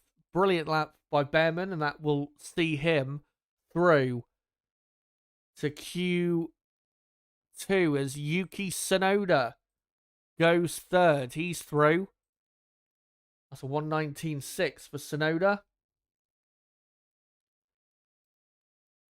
As Max Verstappen goes 2nd. Where does Antonelli go? To 11th. That might not be enough for Antonelli. 1:19.7. It's going to be very close. So yeah, Verstappen up to 2nd. And Antonelli in 11th place. As Isaac Hadjar in the drop zone. Can he wrestle his way through? Was on the podium last week. Only goes 15th. I think he's going to miss out here, Hadjar. As Gasly stays 18th. Here comes Colapinto, who goes 16th, so he's also out. So it's down to Stroll and Albon. Here comes Alex Albon. Surely he can make it through. He does, up to 15th place, but will it be enough? Because Lance Stroll... Nope, Stroll has done his lap and he's ended up 17th, so there you go. And Liam Lawson stayed in the pit lane, so clearly Lawson's had some sort of issue. So we've got our drivers who are eliminated. Here is Bortoletto. Stays in 7th. Great session from him. And Hulkenberg stays in 13th. So those are the laps. And that is Q1 over and done with. Let's go through your drivers that are through to the second part of qualifying. George Russell, Max Verstappen. And then Norris, Tsunoda, Sainz, Alonso, Bortoletto, Bearman, Leclerc, Piastri, Antonelli, Hamilton, Hulkenberg, Ocon and Albon.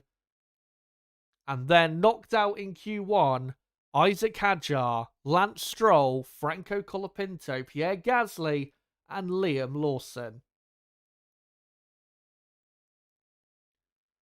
As Q1 hadn't actually ended when I read out the eliminated drops there. The two McLarens still were yet to finish their laps. They didn't improve, though.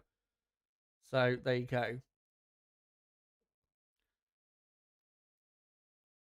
And, yeah, Isaac Hadjar will be disappointed with that. Not just because he's been so good in qualifying this year, but Racing Bulls looked, in practice, they looked decent. I wouldn't say they looked good, but they were decent enough. They didn't look like they were going to get eliminated with both cars in Q1, put it that way. But they have. Yeah, he'll be disappointed. Lance Stroll, yet again, shocking from him. he's been knocked out in Q1, I think, is it 10 times this season? Something like that. In an Aston Martin car that should never really be knocked out in Q1, which just exemplifies why the guy is not good enough for Formula 1. And then, yeah, Alpine, 18th and 19th. No surprise there. Colapinto, though, has been doing well compared to Gasly in the last couple of races, so good to see that. And then, yeah, Liam Lawson clearly had an issue, as he's ended up 20th.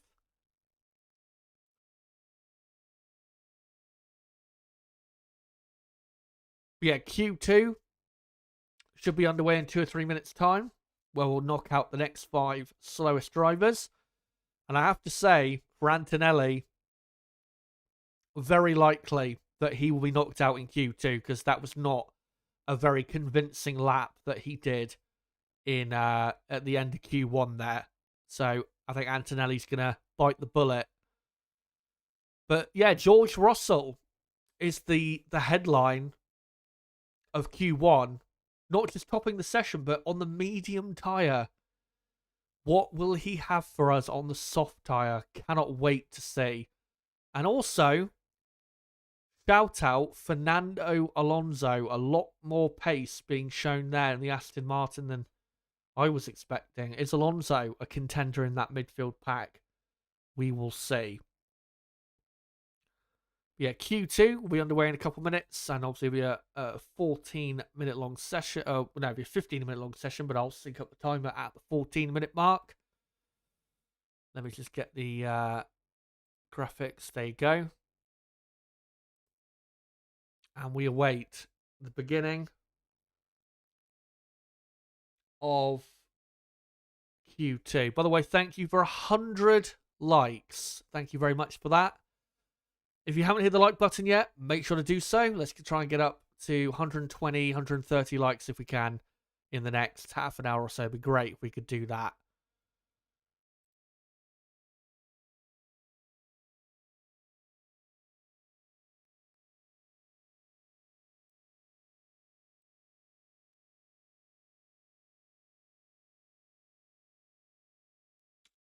Rook saying in chat, Q1, this is from the stewards, as start Q2 will be delayed. I'm guessing because of gravel on the track. Yeah, the marshals are sweeping gravel off the track. So we're going to have probably a 5-minute delay here. Stewards have announced Q1 incident involving Antonelli will be investigated after the session. Failing to follow race director's instructions, maximum delta time.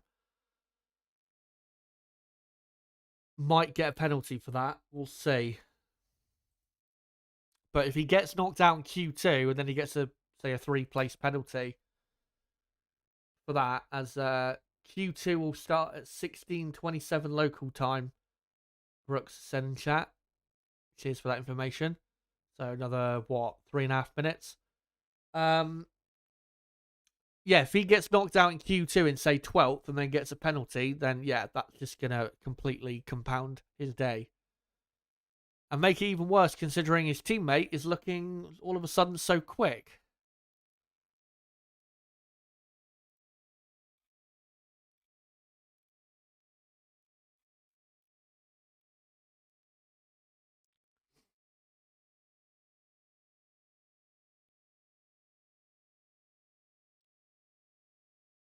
Is it 15:27 UK time? Yes, it is.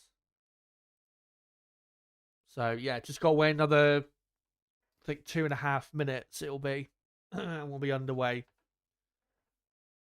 Yeah, one thing I'll be looking for in this session is to see if George Russell, who's on the screen now, thankfully, good timing, can keep up that pace from Q1.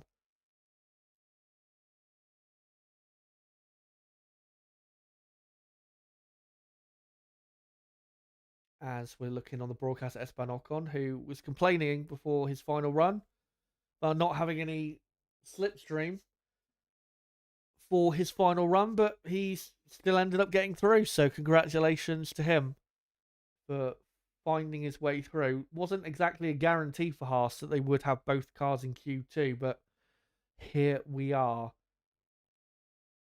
As Haas had a great final last Grand Prix at Zandvoort. Behrman finished 6th, Ocon finished 10th, 9 points for the team, and that puts them back in the fight in the Constructors' Championship with Sauber just ahead of them, who are most likely the team they're going to be fighting in the championship. I think Aston Martin and Racing Bulls are a bit too far ahead and a bit too quick for them also. So Haas probably at best will finish 8th in the championship if they can beat Sauber. To be fair though, Sauber look more likely to finish there than Haas do, as Sauber ending the season well. And Bortoleto in that Q1 session was 7th.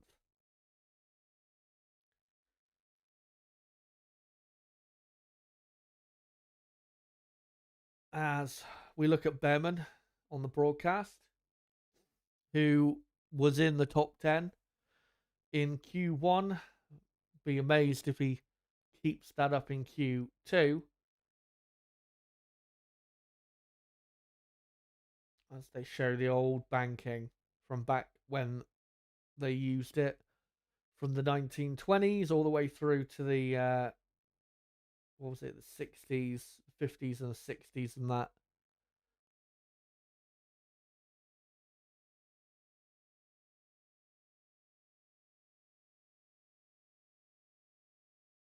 But this Monza layout, I do like this layout of the Monza circuit. My favourite Monza layout, though, is the one they used to use in the late 80s, early 90s, where the two Lesmos were much quicker. And I mean, if those corners were like that these days, these cars would probably take those corners flat out. And this track would basically just be flat. You know, you'd be flat out basically, except for the chicanes, the Ascari chicane, obviously, and the Parabolica. I remember though, what was it? A couple of years ago, there was a story that they were going to redesign Monza and bring back the pre 1994 Lesmo design. But then I've not heard anything about that, so I don't know if they've gone back on that or whether it's delayed or. But if they do bring back that design, that would be great because I think it would. I think that was the best design of those corners. But obviously back then we had a different. The first chicane was a triple chicane, and there's still many out there who prefer that old first chicane. As Q2 is underway, there you go. 14 minutes remain. In the second part of qualifying here at Monza, and one of the first cars on track is a Williams. Alex Albon only just made it through to Q2, which I'm surprised by. And Carlos Sainz's teammate, up in the top 5 he was.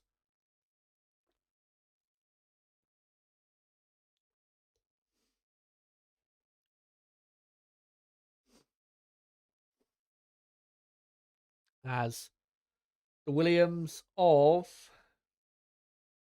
I think it's Carlos Sainz, warms his tyres up and gets going.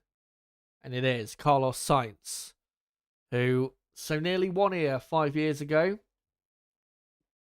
And of course has had pole position here before. The Williams have got a pretty strong ace in their pack. And not just with Sainz, but with Albon as well. Albon, remember, qualified, I think 2 years ago. He was 6th on the grid here in a very fast Williams. Sainz does a good first sector now into the Lesmos.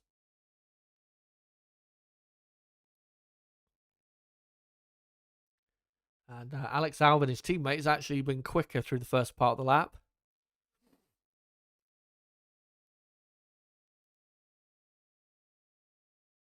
As Sainz, yeah, about a couple tenths down on Albon. Albon having a much better run here than he had at the end of Q1. The best time, by the way, we should be expecting in this session should be a very low 119, 119.0, 119.1. So keep your eye out for that.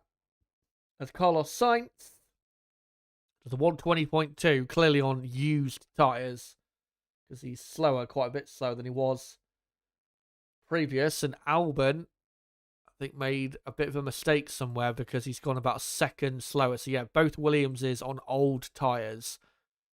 Because if you are to get through to Q3, you're going to have to do a 119.5 or better, probably, to get through to Q3. So anyone between a 119.0 and a 119.5 should make it through to Q3. If you're slower than a 119.5, most likely you will be knocked out of Q2. And yeah, clearly the two Williamses, who didn't do the best of laps anyway, but clearly they were on old tyres. Max Verstappen starts his first run in Q2, and he's on a fresh set of soft tyres. Let's see if Verstappen can do a low 119 and really put himself firmly in the conversation for pole position. As very good first sector.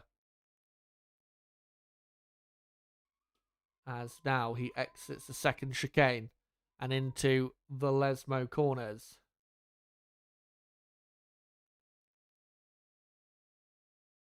The Red Bull, not, I won't say great through there, but good enough. The front end of this Red Bull, you can really see it at the Ascari chicane. The front end of this Red Bull just doesn't quite bite as much, doesn't go in as much as the McLaren does, and that's ultimately why Max can't fight for the championship, because the front end of this Red Bull is diabolical at times.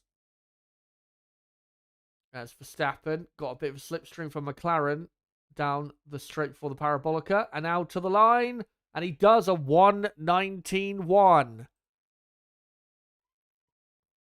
As Esteban Ocon goes second. That lap time, though, was helped by a bit of a slipstream from that McLaren. So it's a good lap time from Max, but it's not, I wouldn't say it's a great one. As Russell goes second, a 119.2. That's only a tenth and a half quicker than he went on the medium in Q1. As Antonelli goes third, a 119.4. That is a very good lap time, and that is good enough probably to get him through to Q3. As Sonoda goes third, Leclerc now goes third on a 119.3. Bortoleto up to third. What a lap by the Formula 2 champion, who goes third. That pushes Leclerc down to fourth. Lewis Hamilton went seventh with that run. And then Behrman, you've got in eighth, as Oscar Piastri goes third on a 119.2.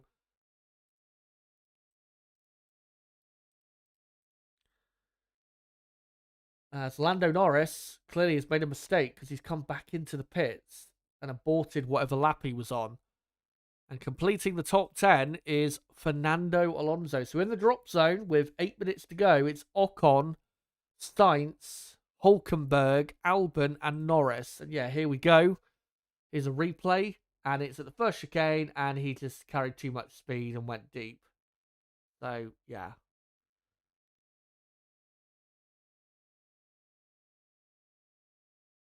But the pace is definitely there for him to get through to Q3. There's no doubt about that. And, wow, from Gabriel Bortoleto, a 119.3, just under 2/10 slower than Verstappen. Bortoleto, if he keeps up this level of performance, he might be getting a top 7 result for qualifying here. As McLaren look like they're going to send Lando Norris pretty quickly for a to do a proper lap this time.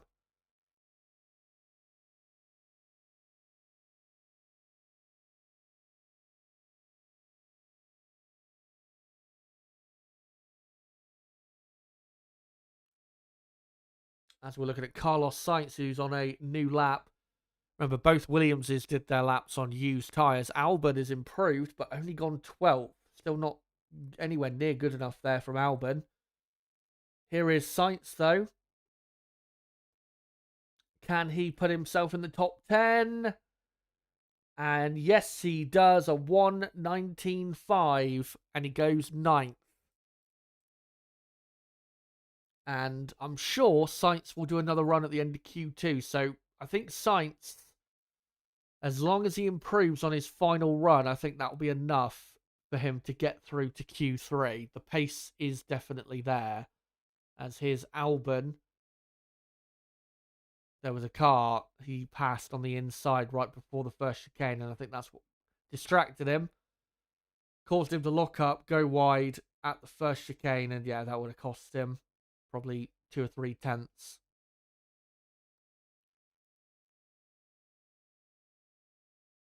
But Williams, not as quick so far in qualifying as I expected them to be. Because you've got Bortoletto ahead of them. And not just them, but Mercedes quite far ahead of them as well, when I thought they'd be on similar pace. So, yeah, Williams, been a bit disappointing so far. As Lando Norris, currently 15th, starts his new run in Q2. And really, this run, as long as he does the best lap he can, should be good enough to get him into Q3, because Piastri's already done a lap, which should be good enough to get him into the third and final part of qualifying. As Norris through the first Lesmo. Now through the second one. Turned in a bit too early there to the second Lesmo. But, yeah, not a great lap here from Lando. He's only a tenth up almost on Behrman after 2 sectors. So, yeah, this is not a great lap from Lando. It's going to be, I think, a bit slower than Piastri has done. Norris through the parabolica. And yeah, 10th and a half slower than Piastri. And he goes only 7th, which is surprising because he has been consistently ahead of Piastri all weekend. And now suddenly he's gone slower. And that's that lap time is, I think, slower than what he did in Q1. So there's definitely more pace in that McLaren.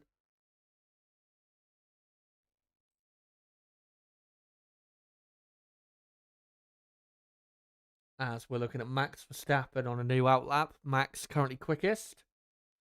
If Max can go a tenth or so quicker on this final run, that would be very impressive. And would absolutely confirm his eligibility to get pole position.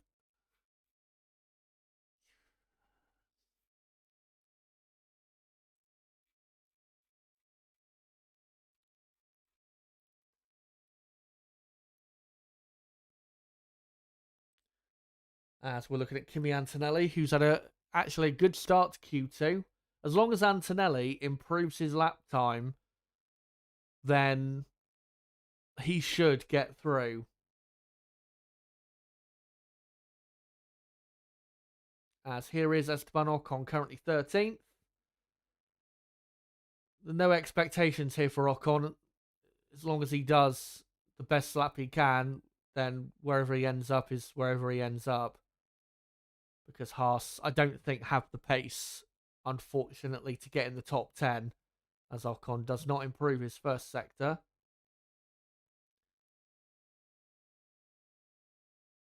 And now into the two Lesbos.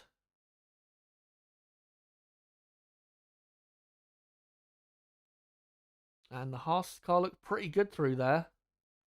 Through the corners, this car is good, but it's just, again, a bit too draggy, which hurts them in a straight line.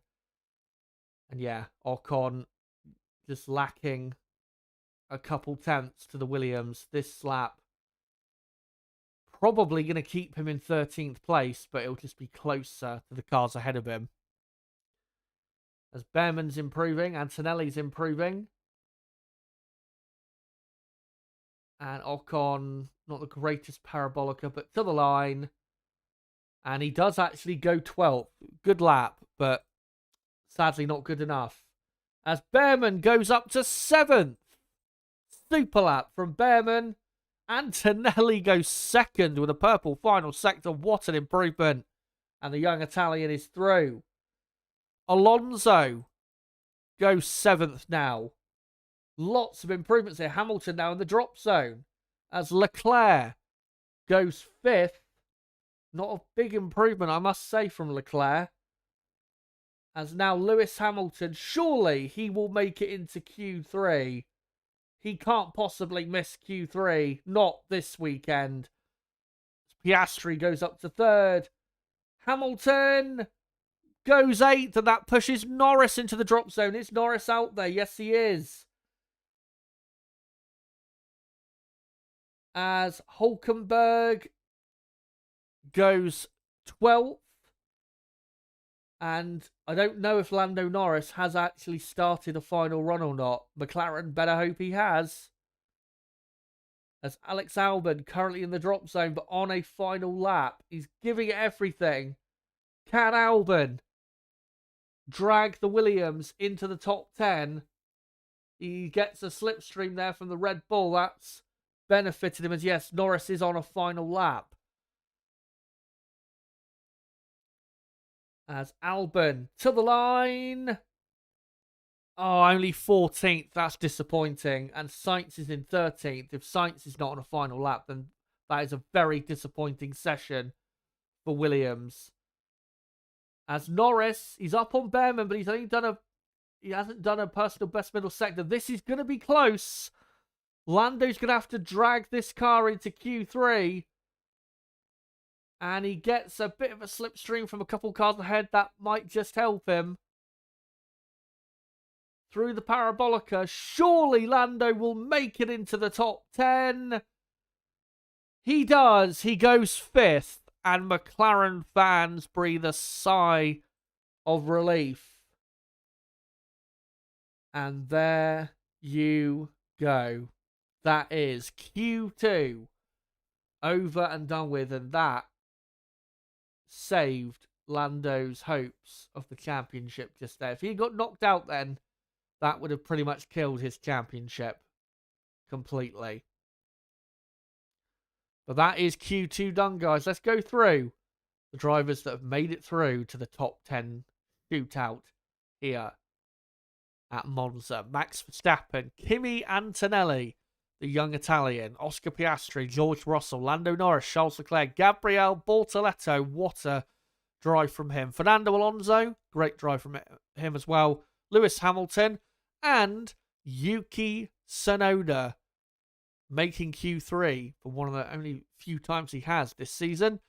And knocked out in Q2, Oliver Behrman, Nico Hülkenberg, Carlos Sainz, Alex Albon, and Esteban Ocon. Very disappointing from Williams. I thought they would be 6th, 7th, 8th, something like that. And they've ended up 13th and 14th. That is a horrible result.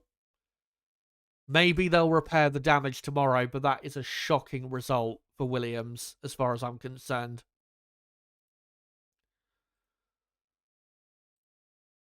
And one team that will be very happy at that is Aston Martin, who have got a car into Q3. And if Alonso can get a couple points tomorrow ahead of Williams, then that'll be great for them.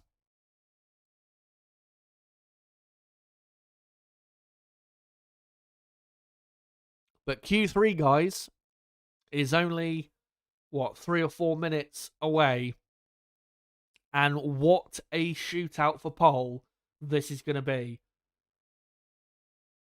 And the contenders for pole are Max Verstappen, Oscar Piastri, Lando Norris, Charles Leclerc, and maybe even the 2 Mercedes drivers as well. We could have, what, 5 or 6 different drivers taking pole position.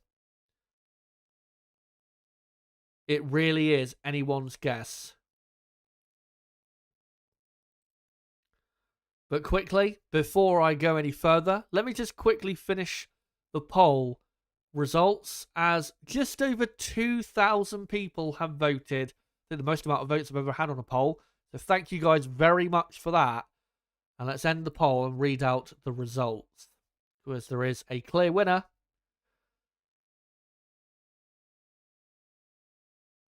And once the results appear in the chat, then I'll make sure to read them out, which they still haven't appeared yet. There you go. 2,000 votes. Thank you guys for voting so much. Much appreciated. And I asked you guys, who will take pole position at Monza today? And 45% of those 2,000 votes have gone to Charles Leclerc. You think the driver that pretty much everyone at Monza today is supporting, Charles Leclerc for Ferrari, will take pole. I think he will as well. I'm going to stick with my prediction. Second, Lando Norris with 20% of the vote. Verstappen third with 18% of the vote. And then Piastri last with 15% of the vote. But yeah, it could be multiple drivers or multiple different teams who could take pole position here. And luckily for us, we are about to find out.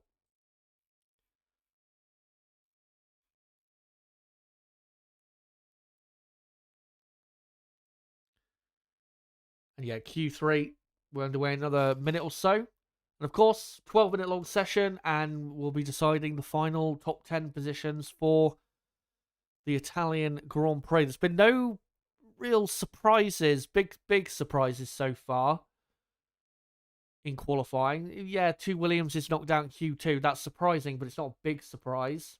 They are still a midfield team. But this is really what we've been waiting for.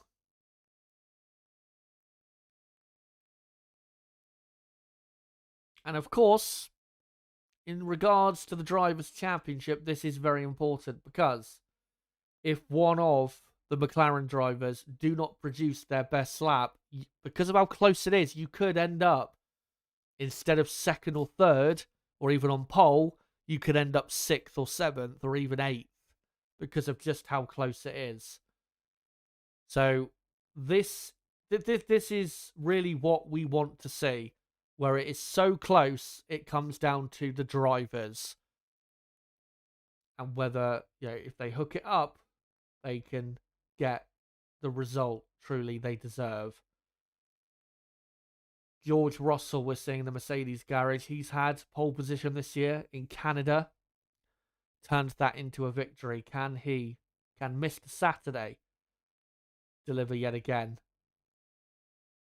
Max Verstappen has had a few pole positions this year. Pretty much all of them a surprise. Can he deliver yet again? Will it be one of the McLaren drivers delivering a crucial pole for their championship? Will Charles Leclerc take his 3rd pole here at Monza? Or, the most unlikely scenario, will the young 19-year-old Italian Kimi Antonelli take his 1st pole position in Formula 1 at Monza, his home circuit? We are about to find out.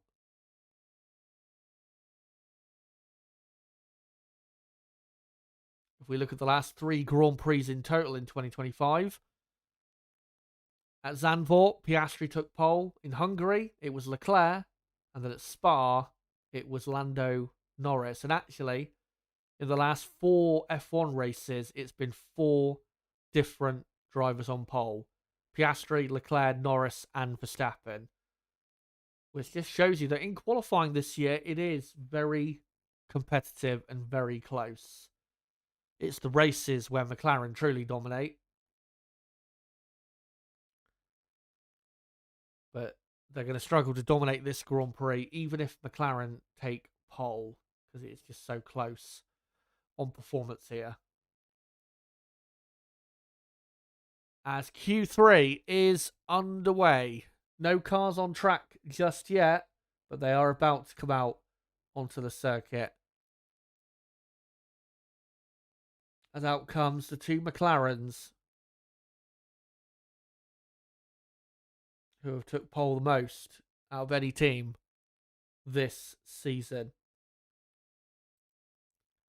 With 11 minutes to go in qualifying.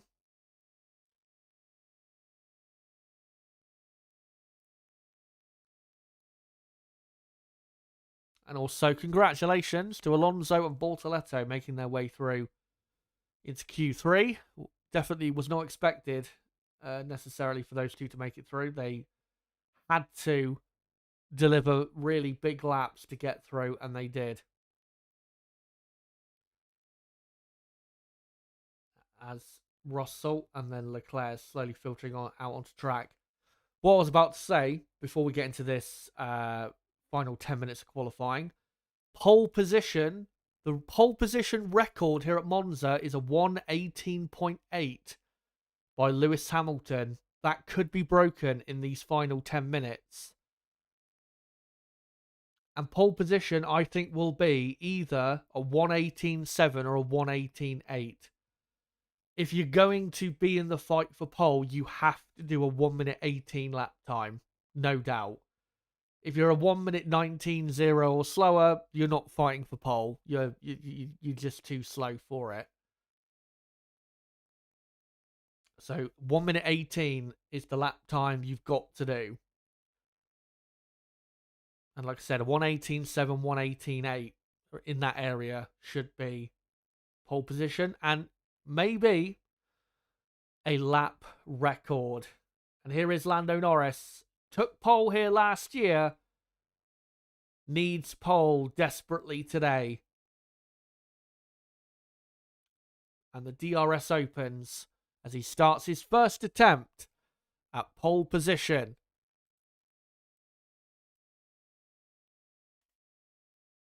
And through the first chicane he goes.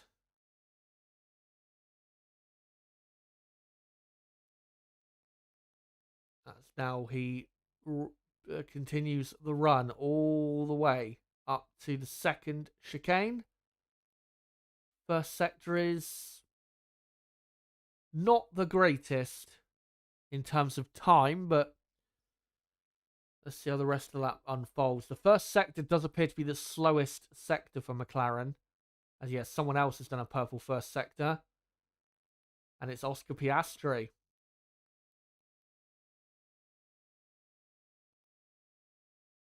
As the Ascari chicane, Lando. Not the greatest run through there, but good enough. What's Piastri's teammate doing through there? He's quicker. Piastri quickest in the middle sector.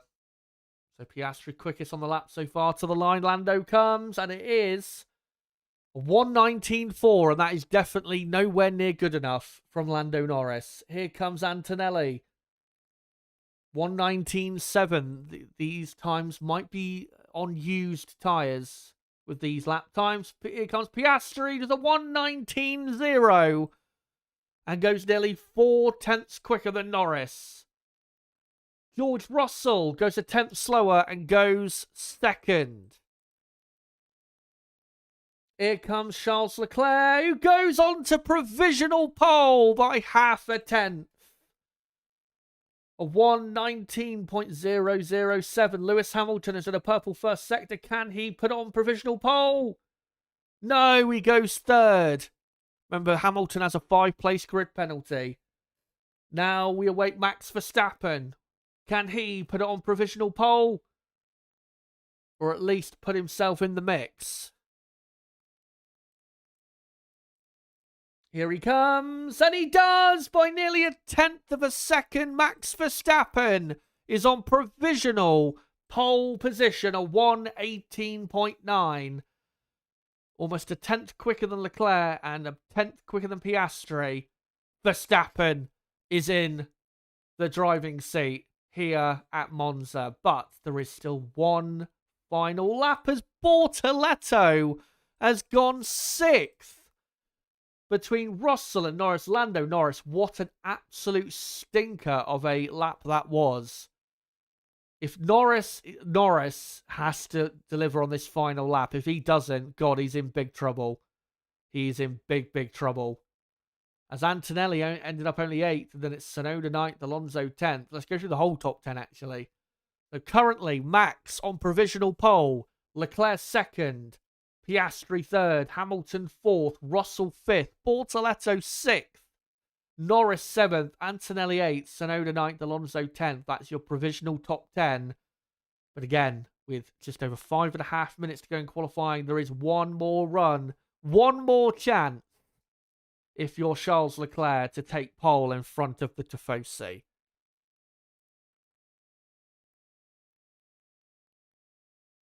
And as Mr. Transport Legend says, this is intense. It is the most intense qualifying we've had in quite a few races. And this is what it's all about. 3 different teams in the top 3. Red Bull first, Ferrari second, McLaren third.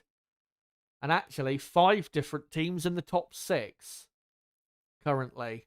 Just shows you how close Formula 1 is. And yeah, now one run left. And it is,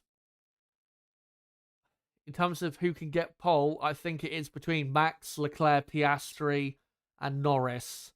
Russell, I don't think has enough.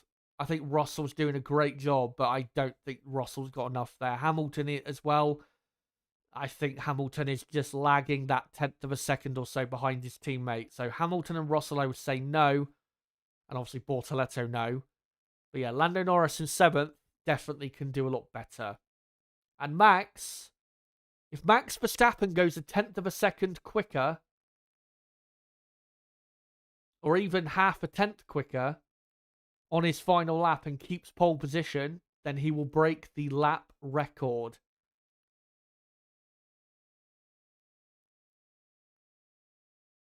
And to be honest, for Max and for Red Bull, given what their car is like pace-wise on a race day normally, if they're going to win tomorrow, really Max needs to be on pole. Or at least on the front row. And you know, Max Verstappen is absolutely starving for a victory. Hasn't had a win in nearly 10 races, has Verstappen, and that for Max is, well, 10 races too long, given that he won so many races a few years ago. As all the cars slowly now filter onto the circuit.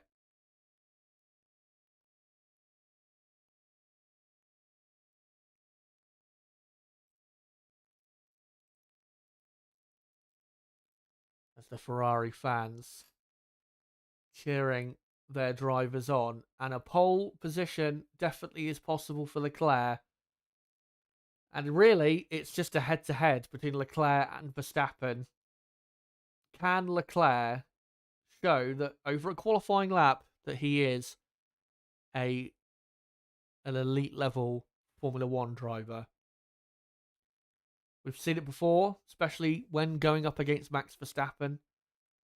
Will it happen again in these final 2 and a bit minutes?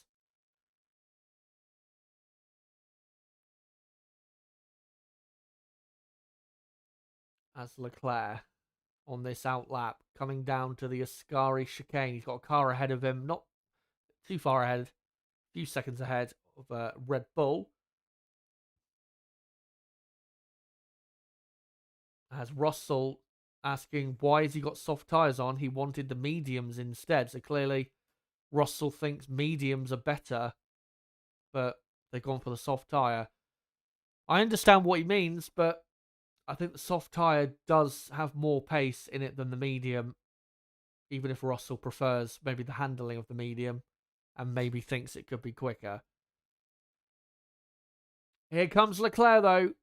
Final chance to take pole at Monza for the third time in his career. And he roughly bounces his way through the first chicane. Ferrari always very quick in the first sector. What's their first sector looking like here? Oh, it's not a personal best. Half a tenth down on Verstappen. Same for Hamilton. Not a personal best, but up on Verstappen, interestingly. As through the Lesmos, the Monegasque comes and just about keeps the rear end in check on the exit of the second Lesmo. That was great driving from Leclerc. Piastri also has not improved his first sector. And Leclerc has not improved the middle sector. This is going to have to be an amazing final sector from Leclerc if he's going to get pole. I think Ferrari might just not have enough pace left. Or can Leclerc do the unthinkable as Piastri does a purple middle sector? This is going to be so close as Leclerc comes round and to the line. And no, he's not improved. Here comes Lewis Hamilton. He doesn't improve either. Ferrari failed to improve. Will that cost them? Here comes the McLaren and championship leader, Piastri. He goes second. Ferrari have lost a front row grid position. Here's Lando Norris, who goes quickest. Lando on pole for now by half a tenth. Can Verstappen stop the Brit? Yes, he does by 3/4 of a tenth. Max Verstappen is on pole on 1:18.7. Here comes Antonelli. Only 7th. To be fair, I think that's the best he could have done today. Here's Russell. What can he do? It's not going to be pole. He stays in 6th. 6th and 7th. Yeah, the best Mercedes could do today. But Max Verstappen, once again, proves why he is the best in the world. Getting pole when it definitely did not look the most likely to. 1:18.792, a new lap record now held by Max Verstappen. A lap record that might stand for quite a long time. Brilliant from Max. Brilliant end to qualifying. Ferrari are going to be so disappointed. 4th and 5th they are on the grid. Not the end of the world. They won from that grid position last year, but they didn't improve on their final laps and it cost them. And there you go. But Max Verstappen on pole. Tomorrow's race is not a race to miss. Make sure to join us tomorrow. We'll be live here on the channel 2 hours before the race starts at 12 p.m. UK time for the race watch-along. Make sure to join me and my co-commentator Niblo for what it surely will be a classic race at Monza, just like last year. But let's go through what will be your starting grid for the Italian Grand Prix. Max Verstappen on pole. Lando Norris in 2nd. Piastri 3rd. Leclerc 4th. Hamilton 5th, but he has a 5-place grid penalty. So it will be Russell 5th. Antonelli 6th. Mercedes 3rd row. Bortoletto will be 7th on the grid. What a weekend he's had. Tsunoda then will be 8th. Alonso will be 9th. And Hamilton will line up in 10th. And then it'll be Behrman 11th. Hulkenberg 12th. Sainz 13th. Albon 14th. Ocon 15th. And then Hadjar in 16th. Stroll 17th. Colapinto 18th. Gasly 19th. And Liam Lawson will line up at the very back of tomorrow's grid. But let me quickly start up and ask you guys, who is your driver of the day for qualifying at Monza? And yeah, that was a brilliant session. And the driver of the day options will be Max Verstappen, Gabriel Bortoleto. I'm going to put Antonelli in there purely because he hasn't been up in a grid position like that before, or not before, but for a long time. And Fernando Alonso, I'll put in that poll as well. That there you go. There is your poll. And let me know who you think the driver of the day is.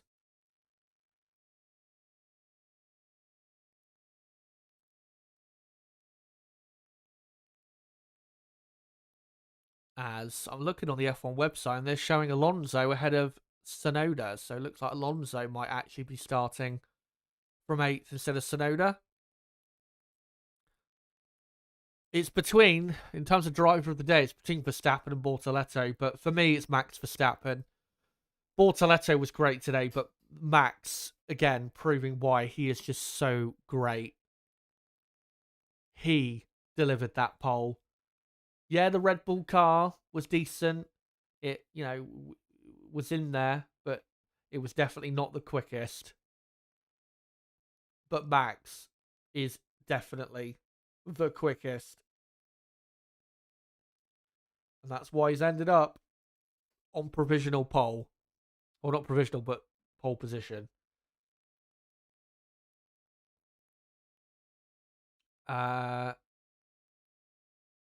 Cheers, Astro says, cheers, Chazza, will do.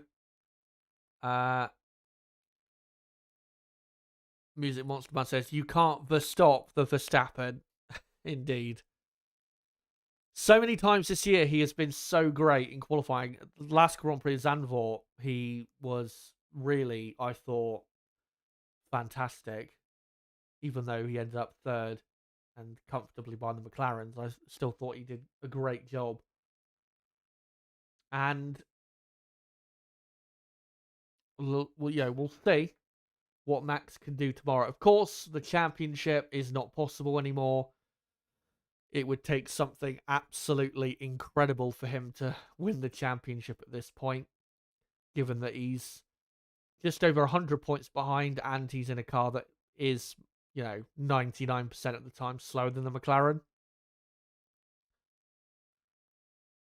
But if he can win tomorrow, that'll be a win that he'll cherish for quite a while.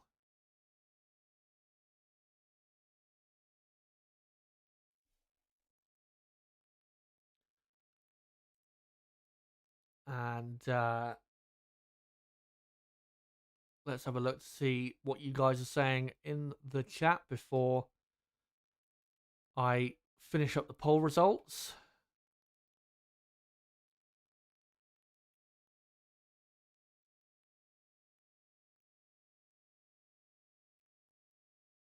Crystal says, Bortoleto has roasted Hulkenberg in qualifying this season, who had that on their bingo card.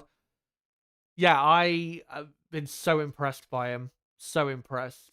I mean, that's partly why I ranked Bortoleto quite high or decently high in my driver rankings, because he's been ahead on the head-to-head. And eventually, if he keeps up what he's doing, even though Hulkenberg's had that podium, Bortoleto might end up overtaking Hulkenberg in the championship before the end of the season. Because, I mean, tomorrow, Bortoleto probably could finish, 8th?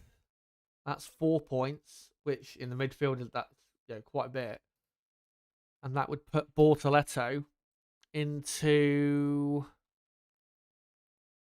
let me just see where that would put him. It would put Bortoletto into 16th in the championship and would put him about 20 points behind his teammate. So, yeah. Rook saying Verstappen driver of the day. Crystal Racing saying Bortoletto driver of the day, new Brazilian speed demon. One thing that is great is that we have got a new star from Brazil, because we've needed that for quite a while, since obviously Felipe Massa dropped off the grid. Because, we've got obviously the Sao Paulo Grand Prix. So, that's very much needed. And I'm sure, especially if Audi can build a front-running car in the next few years and Bortoletto is at that team, that's another Grand Prix really to look forward to in terms of atmosphere. But, yeah, we've always had some really quick and talented Brazilian drivers. Fittipaldi, Senna, Piquet, Barrichello, Massa. List goes on. There's plenty more that I haven't mentioned. And Bortoletto has had, I think, a pretty good debut season. And long may it continue. Astro, thoughts on Hulk's future, Chaz? I think he will continue for, I think, another 2 or 3 years. He's still easily good enough. Maybe in qualifying, he's losing a bit of pace, but he's still easily good enough to be an F1. So I think he'll still be an F1 probably another 2-3 years. I think if Hulkenberg drops off the grid, it probably won't be until like 2028, 2029-ish. He's still got a few more years, I think, left in him.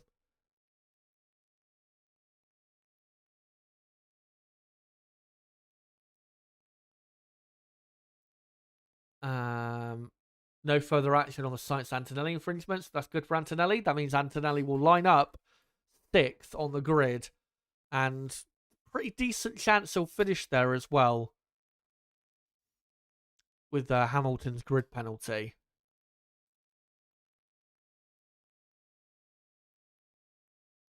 Carlos Pache, yeah, he was a very good driver.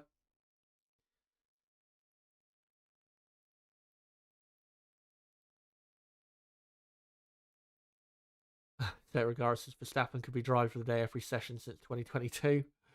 Possibly, if you look at it from a certain way.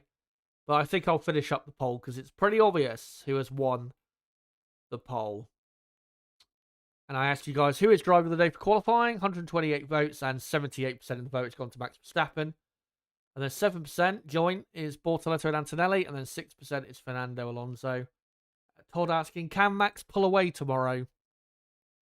I don't think he can. Even though the Red Bull is quicker down the straights than the McLaren, through the corners, the McLaren is clearly superior. So as long as McLaren don't have an awful start or crash or anything like that, they should be able to hang on to the back of Max, and it should be a pretty close, exciting battle for the win, in my view, between Max, Norris, Piastri, and Leclerc. And yes, if you're a Ferrari or a Leclerc fan, Charles Leclerc can win the race tomorrow. It won't be easy, but I think he can win the race tomorrow. Getting ahead of one of the McLarens at the start definitely would help, like last year. But of course, Max Verstappen is in the fray. He wasn't in the fray last year. He was in a lonely 7th, 6th place. But thank you guys so much for coming along to this qualifying watch along. Been great to have you. Great to see so many people here. And hopefully you'll all join me for the race tomorrow. Again, live at 12 p.m. UK time, 2 hours before lights out, for the Italian Grand Prix race watch along. And yeah, my co-commentator Niblo will be joining me, and I'm sure he'll be keen to join me for tomorrow's race. So make sure to join us for that. And a reminder that if you can't join us for the race watch along, I will be doing a podcast reviewing whatever happens tomorrow on Monday. And that'll be uploaded probably Monday evening here in the UK. So yeah, reminder that'll be coming out on Monday night. But yeah, make sure to join us for that. Make sure to subscribe to the channel before you go for more content like this, as we do qualifying and race watch-alongs for pretty much every Grand Prix. Smash a like button before you go as well. Let's try and get as many likes on this stream as we can. And until lunchtime tomorrow, for what could be one of the most exciting Italian Grand Prix in years, it has been me, Chazza HD. Goodbye.